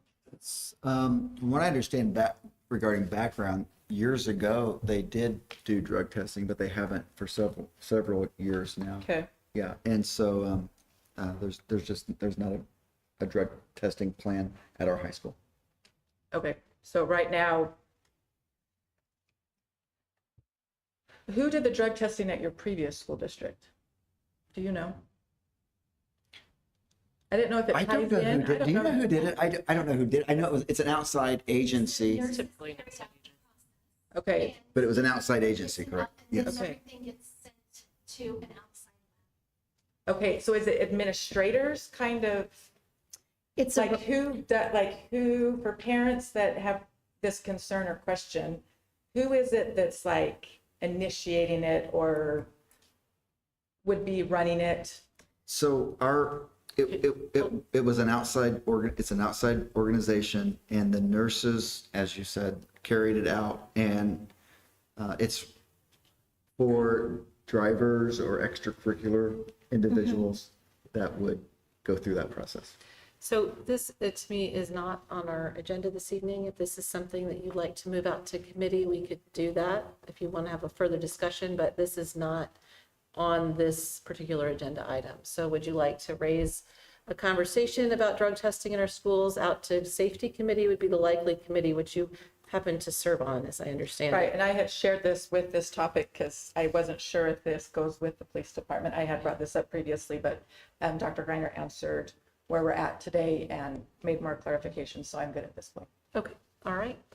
If you'd like to raise it out to committee at any point in time, please make me aware of that and I'll do what I can do there. Anybody else, any questions about the SRO agreement for Dr. Greiner or Mrs. Cronk? Okay, hearing none, let's take a vote. All those in favor of approving the SRO agreement, please indicate with a show of hands. That motion carries 6-0. Mrs. Julian. Moving on, addendum to lease West Lafayette baseball, Mrs. Cronk. West Lafayette Community Schools has had a lease agreement with the West Lafayette Youth Baseball League going back decades on a rolling 3-year term. During that time, the league has made several improvements to the property, including a concession stand and restroom facilities. They also maintain the fields that can be used for both softball and baseball. The latest lease agreement was approved last year in the spring. We have been asked if our grounds crew could possibly add mowing in between the youth fields while they are at the facility mowing our fields. This would add approximately an additional 15 minutes of mowing at the elementary location. In return, our elementary would have exclusive use of the space during the normal school day, which was not included in that original agreement, and he is willing to make that concession. Please approve the addendum to the lease agreement that would make these new terms official. Can I get a motion, please? Moved by Mr. Schott. Second by Mrs. Austin. Questions for Mrs. Cronk about the addendum to lease? Dr. Gibb? Yeah, sorry, I asked And remember, I don't hear very well, so sorry. yeah, thank you. Okay, yeah, I kind of wrote the question in the notes, and they paid $1 for the. Yes, this is going back to, I think, the 70s. Mr. Schott, you might know a little bit more about that than I can. But $1, that's correct. Yeah, they pay $1. Yeah, and it's an agreement that's actually quite common in other school districts as well. TSC has a similar agreement with their facilities. Yeah, I understand. So Because it is a not-for-profit organization. right. So what's the benefit for us? So the benefit They is that we train- actually own the land, and they've made quite a few improvements to that land since we've had that agreement with the concession stand and the restroom facilities. It's a very nice facility. Dr. Grainer and I walked over there. A lot of our students do participate in the program over the summer, and I believe it is a fairly cost-effective program to be involved in as opposed to like travel teams and things like that. A lot of volunteers actually run the program, and I think a few of them are actually our teachers as well. So, and yes, our elementary school can use the facilities. We don't maintain those fields. They maintain those fields, and that's actually pretty costly as well. If we would have to maintain those, we do not. So the fact that he's willing to let our schools actually use those, even though they have the lease for that property, is a pretty nice benefit. Okay, so our kids are using the Yep. the land and for PE or something. Yeah, I think so. Yeah. When it's nice outside, you can take the kids out. The softball field is right directly behind the school, has a great gate access, so we can take the kids in the outfield. It's gated, a little easier crowd control with the little kids. And then we also have our kickball tournament in here. Like field day, I believe. I think, yeah, Joel said something about field day. And the facilities that they built for the concession stand and the restrooms are actually very nice facilities. So they spent a lot of money on those. Even the summer activities, our students benefit so much from that. It's just such an amazing It's a good environment. partnership. Yeah. I would encourage any board member that's interested at opening, and I'll put it in Friday notes, but next year I was invited to actually speak. They wanted me to throw the ball out, and I said, I'm not going to do that, but I'll speak. So, but I'll let you guys know. You'll go through it for me, and I'll act like, yeah. And they always need volunteers too. So Yes, but I'll make sure that you're aware, and you guys, anybody that wants to come, what a neat celebration. This was my first summer to actually get to be a part of that, and it's just beautiful for our community. and really all we're mowing is the 10-foot swath that's in between the fields. It's not a lot. Larry and I walked it, and it's not a huge amount. By any chance, our kids can get some like basic baseball education from them or something? Well, they can join the program during the summer to get that. Yes, they can, and They I pay don't think it for- costs that much. I don't know the recent things I was involved with 13 years. Yeah. Because any money that they get goes back into the program. And like I said, volunteers are the ones that are actually providing everything. And so during the summer, they have the volunteers that do this. Our kids can actually go and learn those skills. So I think it would be hard during the school year to probably have those volunteers come when they're already volunteering over the summer. Yeah, But not during the regular school time. right. Okay, thanks. Any other questions? All right, hearing none, all those in favor of approving the addendum to lease for West Lafayette Baseball, please indicate with a show of hands. The motion carries 6-0, Mrs. Julian. Moving on to item 10, accounts payable finance update. Mrs. Cronk. Claims for the period of July 6th to August 9th, the cutoff for this meeting, total $2,966,237.05, including regular corporation expenses and the Wabash Valley Education Center expenses. Of this amount, $1.675 million were paid towards wages, salaries, and benefits.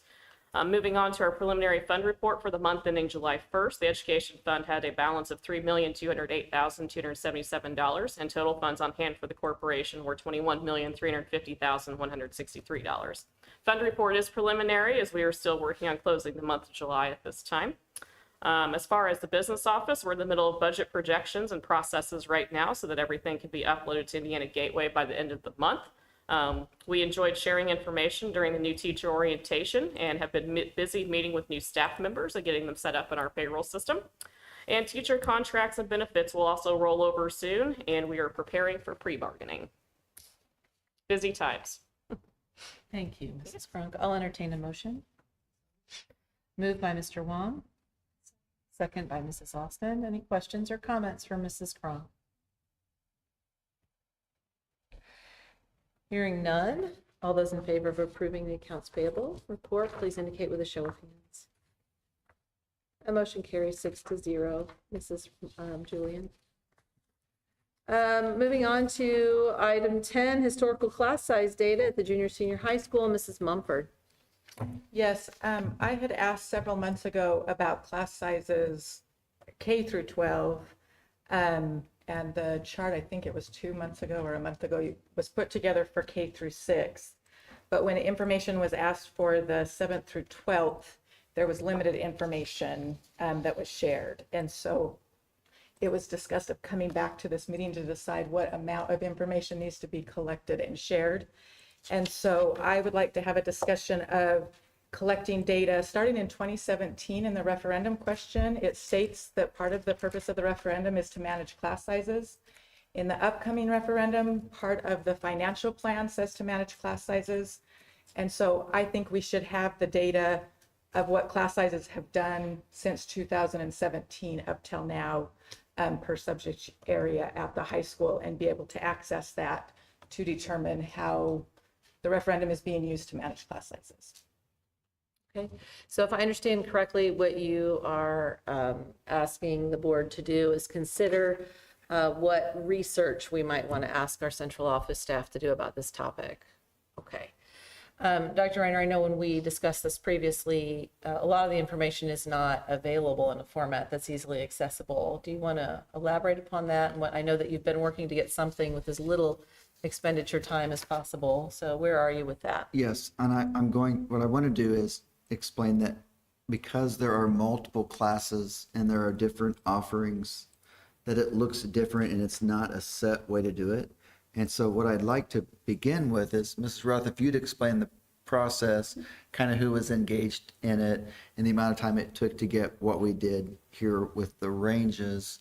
And then it would be very, very time consuming, but I want to discuss it. So from there we can determine where exactly we want to go. Okay. It's a little bit less straightforward at the secondary level because, Dr. Yin, as you pointed out, a student might have 5 options for math in 1 year. So you're not just looking at teacher, number of kids in a class. Teachers are teaching 5 or 6 periods. So that's why it becomes more complicated. Students have greater options and teachers may be used in a variety of ways. Teachers may be at the junior, senior high school level. They may be shared at the high school level, a variety of scenarios that come up. So what we did is we said, okay, we're going to look at language arts, English language arts, and we're going to look at math, and we started there.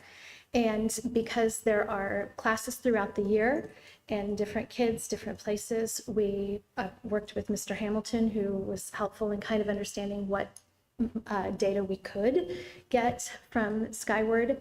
And our principals also came to the table to say, okay, this is what we could do. We got that data out of Skyward. It's not in an easily exportable form.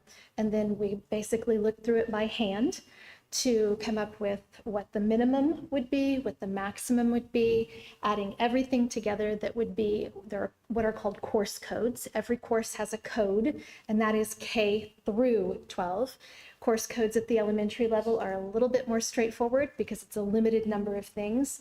Looked at course codes at the secondary level to group them together in what we would call departments. So if you think about it, poetry at the junior high school, at the high school level could be considered an English course. So we looked at everything that, all the course codes that would fit in one area, and then we added everything together and divided out to get averages. For English and math, you're looking at about an hour per topic per year. So that process beginning to end involved 4 to 5 people and about an hour per area. So, as I understand in the summary that you have provided to us, this is the current class size. That would have been for last year. Okay. And we looked at second semester. So this is you've spent about an hour for 4 to 5 people for each of these class areas. An hour total. An hour total. Yep. Okay, an hour total for each of these. So I'm just looking here at the count. Is that all of English is 1 hour and all of math is 1 hour? Okay. Yep. So this is 2 hours of worth of work for one semester at the junior, senior high school. Divided between 4 or 5 people with getting different pieces of information, looking at the information, compiling it, and doing the math, crunching the numbers, for lack of a better term. Okay. So if you were to repeat this exercise for the past 5 years, Mr. Wong, you're good at math. How many hours is that? Not to put you on the spot here, but I'm just trying to get a ballpark estimate of how much time we're talking about. So 2 hours per semester semester times 5 years. 5 years. And I will say, of course, the more you repeat a process, you're probably going to get more proficient at it and more efficient. I would also say we had readily accessible information in the history mind of the high school that is Mr. Schreiner. So, I mean, we had people who were able to say, yes, this was the case. Yes, that was the case. And so really, we want direction from the board. Yeah. How much time do you want us to spend on it, and what specifically as a board would suffice to give you the information you feel you need? That's why we wanted this dialogue here, because we wanted you as one to be satisfied with what we're going to produce, so that we produce something correctly, and that we also spend as little bit of time on it as meets your needs. So a couple questions I have. This means that our administration at the high school has no idea what their class sizes have done in the last few years. Well, if you talked with Mr. Schreiner, he would actually tell us, or has told us, that the class sizes he wouldn't think have changed, and that he would come to us if the department said they needed another teacher, and then it's discussed at the building level and in the departments, and then that at the discussion table, in the same way that we've done with the elementary and the intermediate, we've discussed and added as needed. I think that's probably, well, that is what he said. But does he have? But he hasn't kept the number. What we're saying is, up till now, the high school has not kept any numbers, and so the only way to get these numbers is if central office themselves goes and mines the numbers. Is that what I'm They could access, the understand. data's there. It's just not easy to pull and to access. And then you do need to know, are you looking at department, what an average is? Are you looking for Algebra 2, what an average is? Are you looking for junior high school versus high school math? And so that data is there. And I actually do believe they look at it because they try to balance class sizes. You try to make sure that a class isn't going to be too big, or you do all of those things when you run a schedule. It's just a matter of quickly and easily, like you would a kindergarten class with 8 sections, to be able to say, this was the minimum, this was the maximum, this was the average. It's a little bit more complicated because what do you want to look at? So I guess from my view, could we start with maybe right now? You know, it looks like in the spring when I had asked for if you were able to do language arts and math. Could we start right now with where we're at this school year? And if I understand correctly, there's a schedule of which classes are taught, you know, at the high school. I don't know, it's like 2 pages or something. And then just the numbers in it, just every class. And like you said, there's going to be classes that are going to be super small because of what it's offering.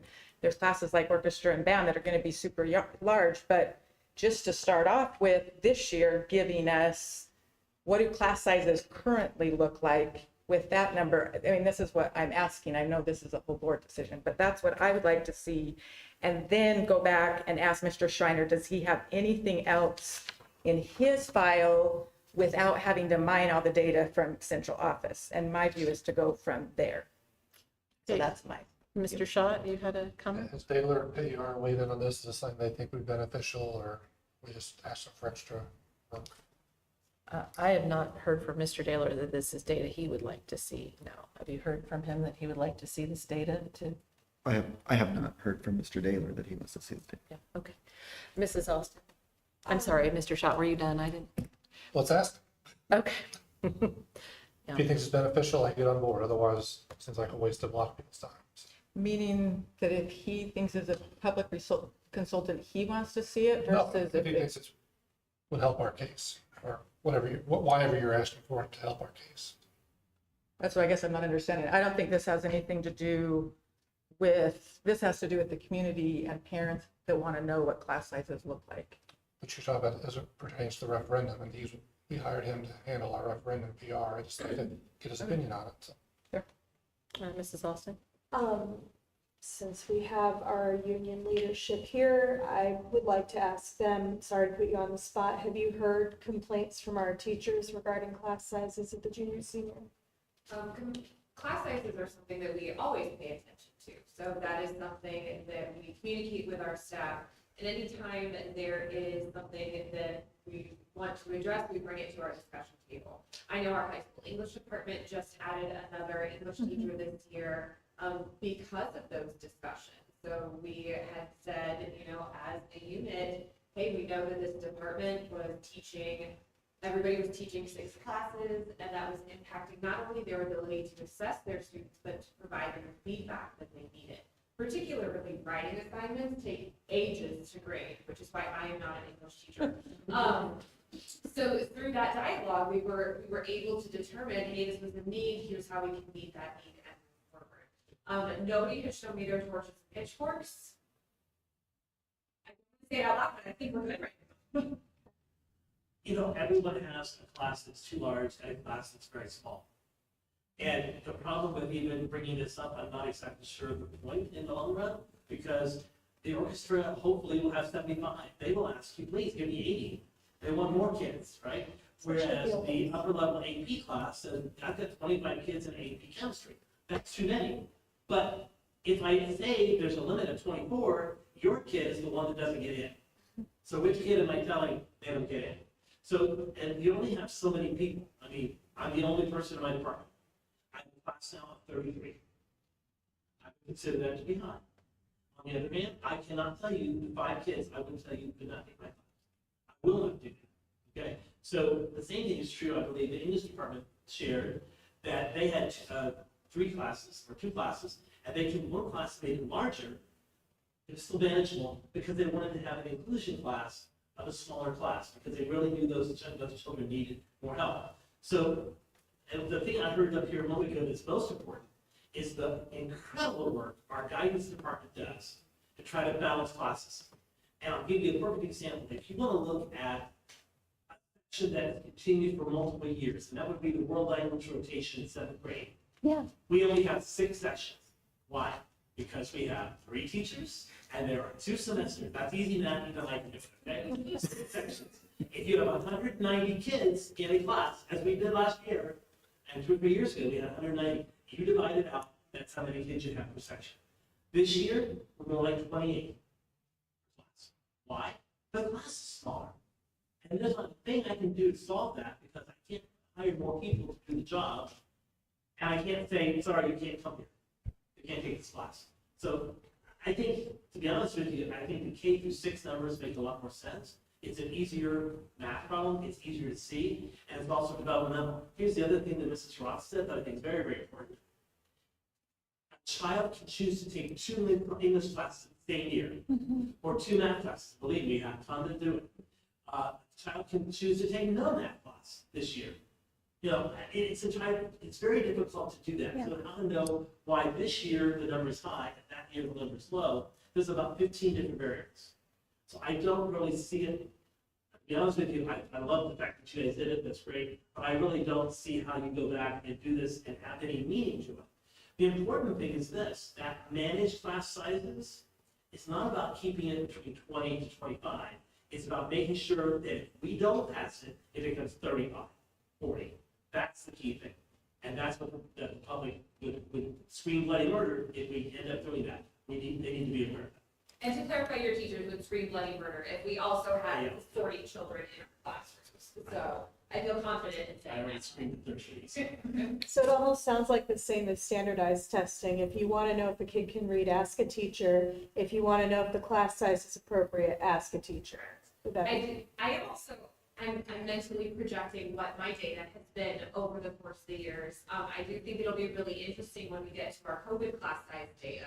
You know, that is definitely going to skew overall trends in data. So that would be my request if you would consider that. You know, as we're doing data analysis, taking a look at the dark years of when education was just not the same, to consider those potentially outlier years.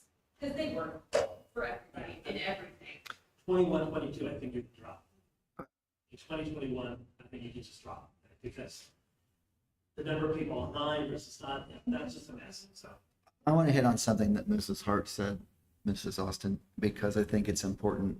She talked about that the teachers and the administrators had dialogue about English, and that from there a recommendation was made, and the board supported our recommendation because we all work well together, by the way. But what I want to commend the teachers and administrators on, that didn't come to corporation discussion. They had it at the building level, and they had a discussion with regard to departments and department needs and the administrator. And from there, he took the recommendation. So it didn't even need to go to the next discussion level of corporation. It was discussed at the building level, and from there, they determined that he was going to make that recommendation. So I believe, to answer your question in short, teachers are very aware of what our class sizes are, and we're always looking for ways to best support that.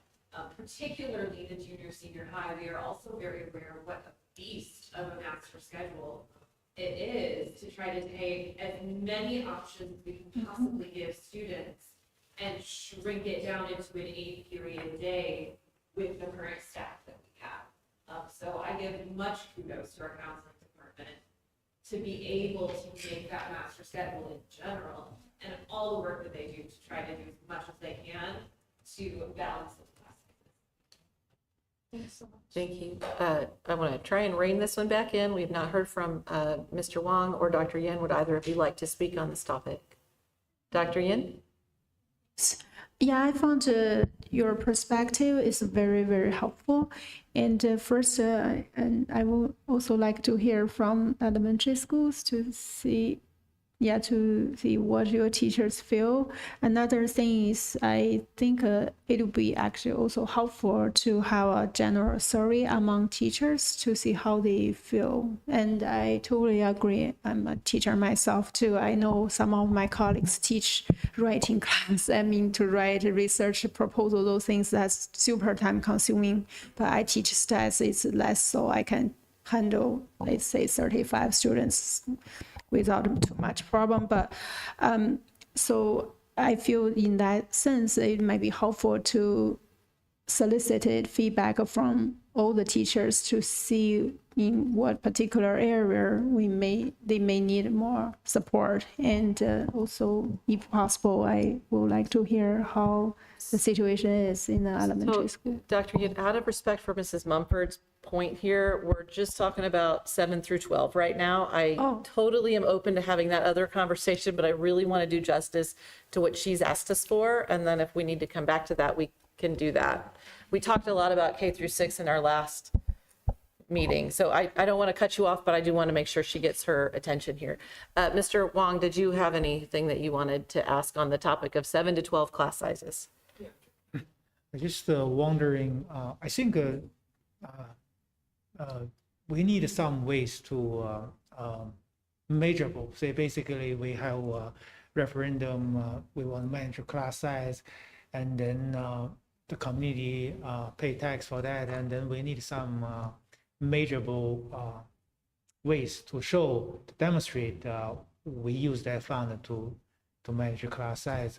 So I think maybe the class size, I mean, the numbers maybe not the best way to measure that, but if you guys have some other ways to measure that, I think that's probably what we really need. That's my understanding. So thank you. Thank you. Clarify. So I completely agree with what the teachers have said. I think what I'm asking though is just for the data. I don't feel like this is a discussion of how teachers feel. Should we limit? Is it appropriate? Like, I don't feel like this is what I'm trying to encourage of a discussion or anything. I definitely think our teachers should be listened to. I think they're working. I mean, I think these examples were great examples of working with that, but to me, that's not what I'm asking. I'm just saying, I would like to know what the class sizes are, and that's it, just the data, not the, what are we going to do with it? How are we going to analyze it? Do the teachers need to give more input? Do the parents need more input? It's just about the community and parents and students being informed of what do our class sizes look like. So I just want to clarify that. Mrs. Austin? I think my response to that would be if our admin are going to spend an inordinate amount of time seeking data, I want to know exactly how useful that data is going to be and if it's going to solve a problem. Because they could take those 50 to 100 hours and spend them on solving a real problem that exists, because it doesn't sound like there's a problem at the high school. So that's why I asked for that feedback. Okay. So this item is information. There's not a vote on it. I do believe everyone has had an opportunity to talk on it at this point. I'm not sure, there's not a conclusion to be reached necessarily because there's not a motion, but I appreciate everybody sharing their comments, especially to our teachers and administrators who have spoken on the matter. Trying to think of where to go forward with this. There really isn't any way to go forward other than to say that we're done. Yes, Mrs. Mumford. I would like to make a motion after hearing the comments that we collect the class size data for the high school per subject area for this current school year. Okay, I don't even know that we need a motion for that. Is that acceptable to you, Mr. or Dr. Reiner? We can work together with administration to get that figured out. Great, let's start there and then we can go from that. Thank you. You're welcome. Okay. Okay, so with that, we are going to move on to the back page of the agenda here. Information to the board. I will just share you, I've got a few things I need to update you on. In the next few days, next day or two, you're going to be receiving a review document for our board retreat for those of you new to the board. That'll share the priorities from the last annual retreat and let you kind of review the progress made on those items so you can come up to speed. So I would ask you please to review that and be ready for our retreat on the 24th of August. That is executive session. So you're all clear on that. The other thing is that we do have survey questions available for review. That is a survey related to various questions on referendum. And that is available until tomorrow at 9 a.m. And please respond on the Google Doc. That is the only way to give your feedback on that one. That deadline was already extended and is final. And then finally, we did have one public records request. That was from Angela Janes. It was processed, and then we had a subsequent follow-up request from Mrs. Janes for metadata over information on the same time period. That has also been resolved. We do not have any open public records requests at this time. And now we will move on to board and superintendent reports. Dr. Greiner, would you like to go first tonight? You look like you would. No, I'm laughing because I usually have this pulled up and I don't, but I've got it right now. So. I want to, first of all, commend our administrators, teachers, families, community. What a great start. What a great start to an amazing new school year. We were in and out of classrooms on that first day, and what I was amazed by was that when you'd walk through the school, you felt like you were visiting at the beginning of May. And that's because of planning between administrators and teachers and working on back to school night with families that came in to understand. And so it really was all hands on deck and just an amazing start to amazing new school year. And as a parent, when I walked into each classroom and felt the passion of every teacher, and Mrs. Greiner and I left saying, man, I want to go into Mr. Whitcomb's class and be a part of his class. And we said that basically for every orientation that we were able to go into. You could feel their passion. You could see the excitement that they had for our students getting ready to return. So that takes everybody. And then I'm going to speak for you if I may, but one day you were texting me in the middle of the week and said how amazed you were at how smoothly transportation looked and that the crossing guards looked. It's just so smooth, as if it just looked seamless, didn't it? It did. Smoothest I've ever seen the school year. I feel like I need to knock on everything right now.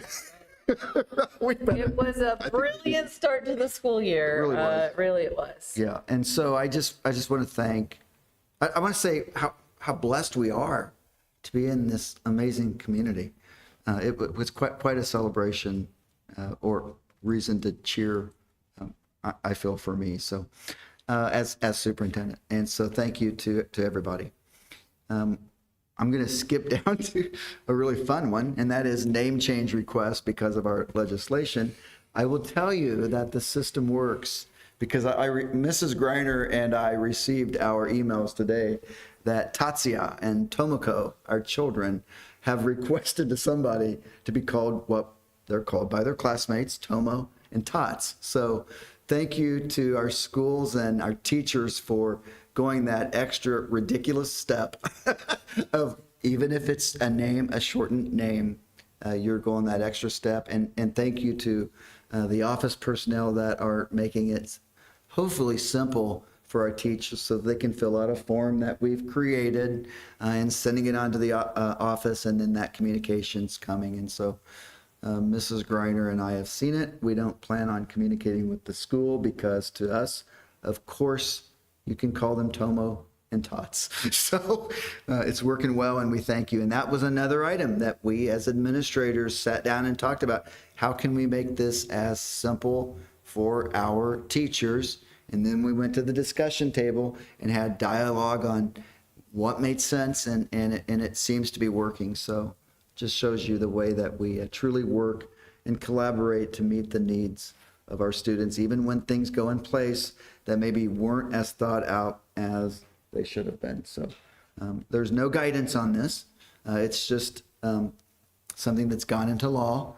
no guidance. If you ask, where do we get our guidance? Well, you should go to the Indiana Department of Education and get your guidance. You go to the Indiana Department of Education and they will say you need to seek legal counsel because we don't really know how to exactly interpret this, and we want you to make safe decisions. So we've worked closely with our legal counsel, our administrators, and our teachers, and we think we've got a system in place that if Tomoko and Tatsuya want to go by Tomo and Tats, hopefully it wasn't too difficult and time consuming, but they're in a good place now.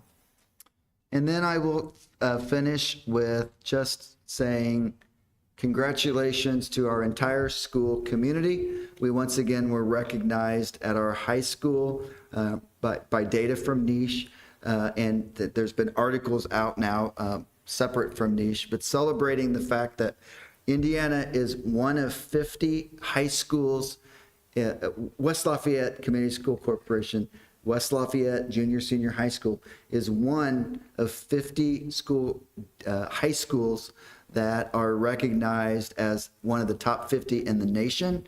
And I can tell you that we are the only one in Indiana that is recognized.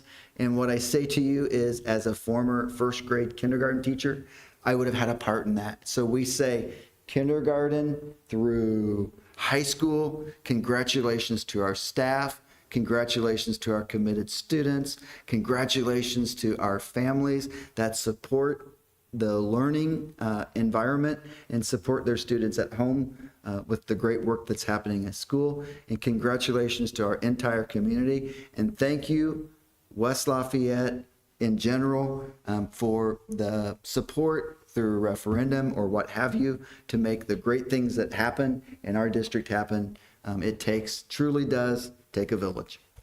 It does, indeed. Thank you. All right, let's move on to community.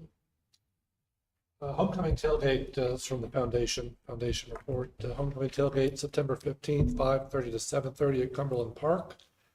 As part of that, the Welcome Back alumni, especially those returning to celebrate 100 years of West Lafayette football. A number of reunions this fall, 2013, 1973, 1965, and 1963 are all coming back. Class of 65 will be celebrating the classroom it named in the James R. Guy Academic Wing, room 3207, the room that they were taught in by Mr. Guy. This may have been mentioned before. Scarlet and Gray Dinner for 2024 is April 19th. It's a Friday at the Beck Agricultural Center. Teacher grants for the foundation will be opening for applications middle of September, and teachers should watch for an email on that next month. And finally, the foundation will host a volunteer appreciation reception for those who assist with the backpack program, and that'll be on August the 30th. Thank you. Curriculum engagement.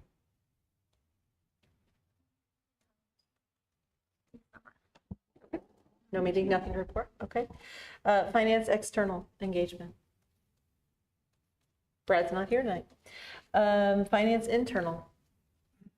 I don't have too much things to report regarding the financial internal things, but I attended the first day, and I'm quite impressed because I see, I like Dr. Granner's open remark. Especially I like that Oxford metaphor. I think everybody work together, play different role, but we work together, serve our students, serve our communities. I think that's very good remark. I like that.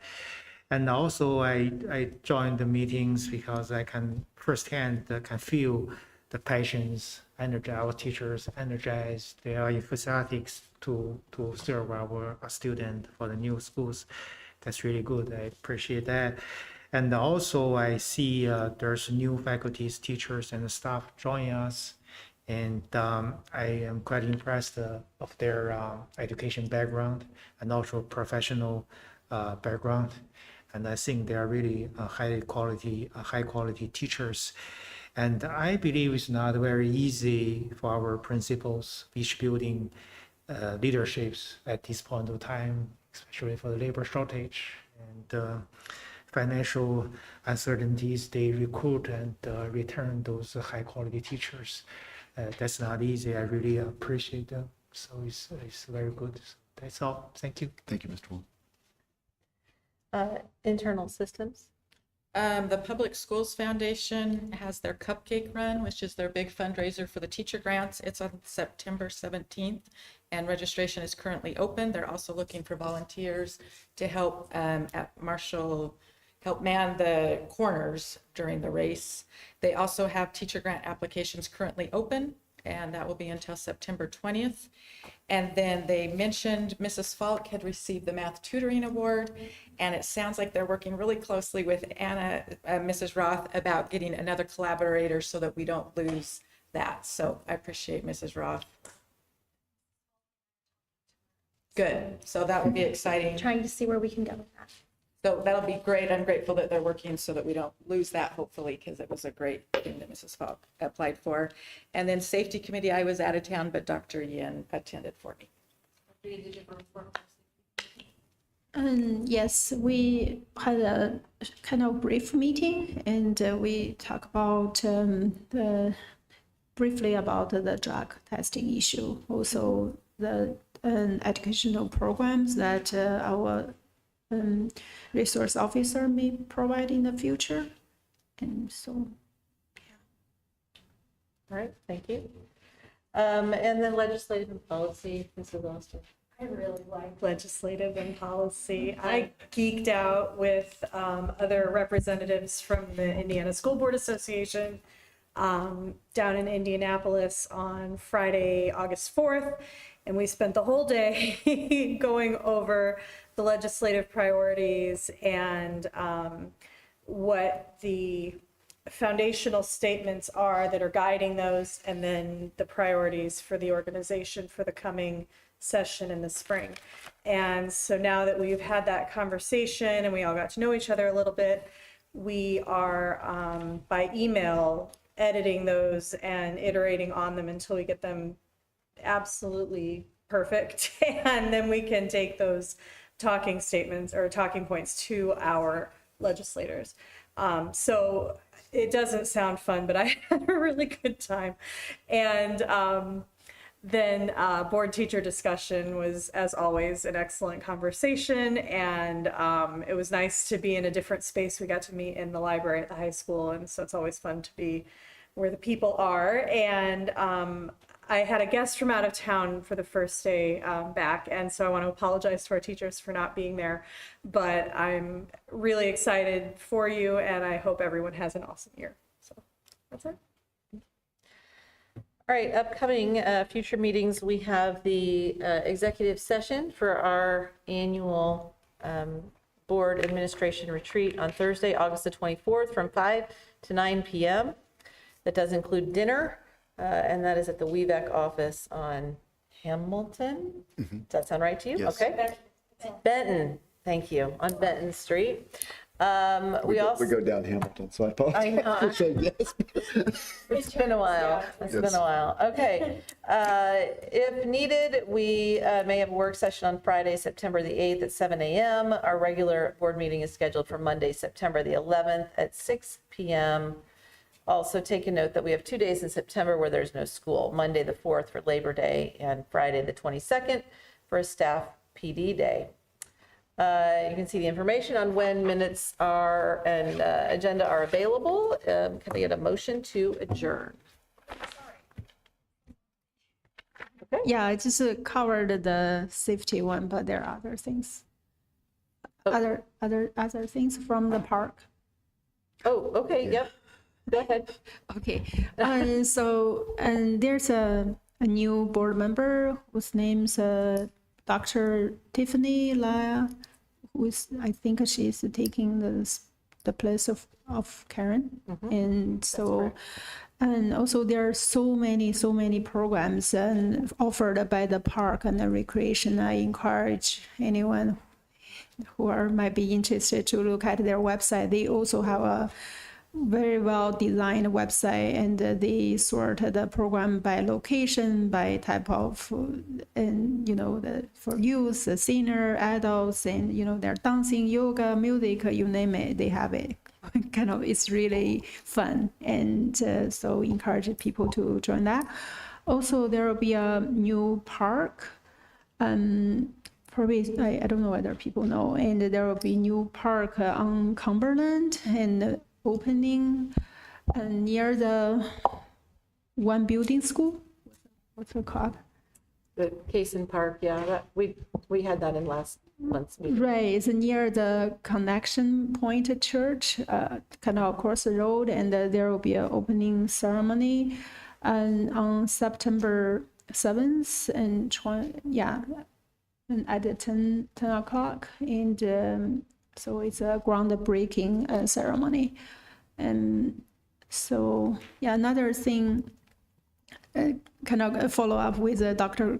Greiner's comments. As a parent, I went to the open house. I went to the orientation at the high school. I was really impressed by how fun and how organized the whole thing is. And I can understand better why all my 3 kids look forward to the new semester. So yeah, they really look forward to going to school every day, even though there are a lot of work, but they love it. And yeah, thanks. Oh, sorry, one more last thing, just to share thought regarding the name issue. I wonder whether it's possible that in the future we can ask parents to fill in that information on Skyward, so that way our teachers can have that no matter what class they teach, they have the information. They don't need to spend extra effort to deal with that. Absolutely. And we sent out a message. It may not have been quite understood because it was new, but we sent that message out, and I think we can continue to do that if legislation doesn't change over time based on what parents and schools are experiencing. But yes, I think we will definitely continue that message in like at registration if the name is in there. Yeah, when Captured during registration, though, it's school personnel that have to go in and change it after. yeah, I kind of don't. Maybe I missed it, but on the Skyward registration, there's no. No, option. it wasn't at. No, correct. Yeah, it was not. after. So Yes. What I'm suggesting is that in the future, we may be able to do exactly what you said at registration, suggest that they add names in there. And what we did was send a message out at the beginning. Yeah, I got that. Yeah, I got that. So I think that's a great suggestion, Dr. Yan. Okay, It thanks. was just bad timing. The language is bad timing, but the language of the legislation is that parents must be notified. And so it's not, we can't necessarily preemptively notify. I have a Lily and who's a Lily and had to go. Okay. So I think that's the tricky part, that they'll have to wind through with the lawyer to find out what. First, and we received no guidance. So then the school attorneys, Church, Hittle, and Antrim sent out guidance later on to say this is how we would interpret it. And then by that point, we had already started registration. So yes, it would be wonderful. And then if parents had registered, then at that point, they can't go back in and change it. School personnel have to go in and change it. So it was just not the best timing all around. But again, moving forward, that Yes. your suggestion is well taken. Yes, that is something we can certainly look at. Name is in a database, then yeah, all the teachers will know. Yep. Hopefully. Okay, thanks. Thank you. Okay, so we will take a motion to adjourn. Moved by Mr. Wong, second by Mrs. Mumford. All those in favor of adjourning our meeting, please indicate with a show of hands. Dr. Yin, did you want to vote? We're adjourning. Are you? We're voting to adjourn. Are you okay? Yep.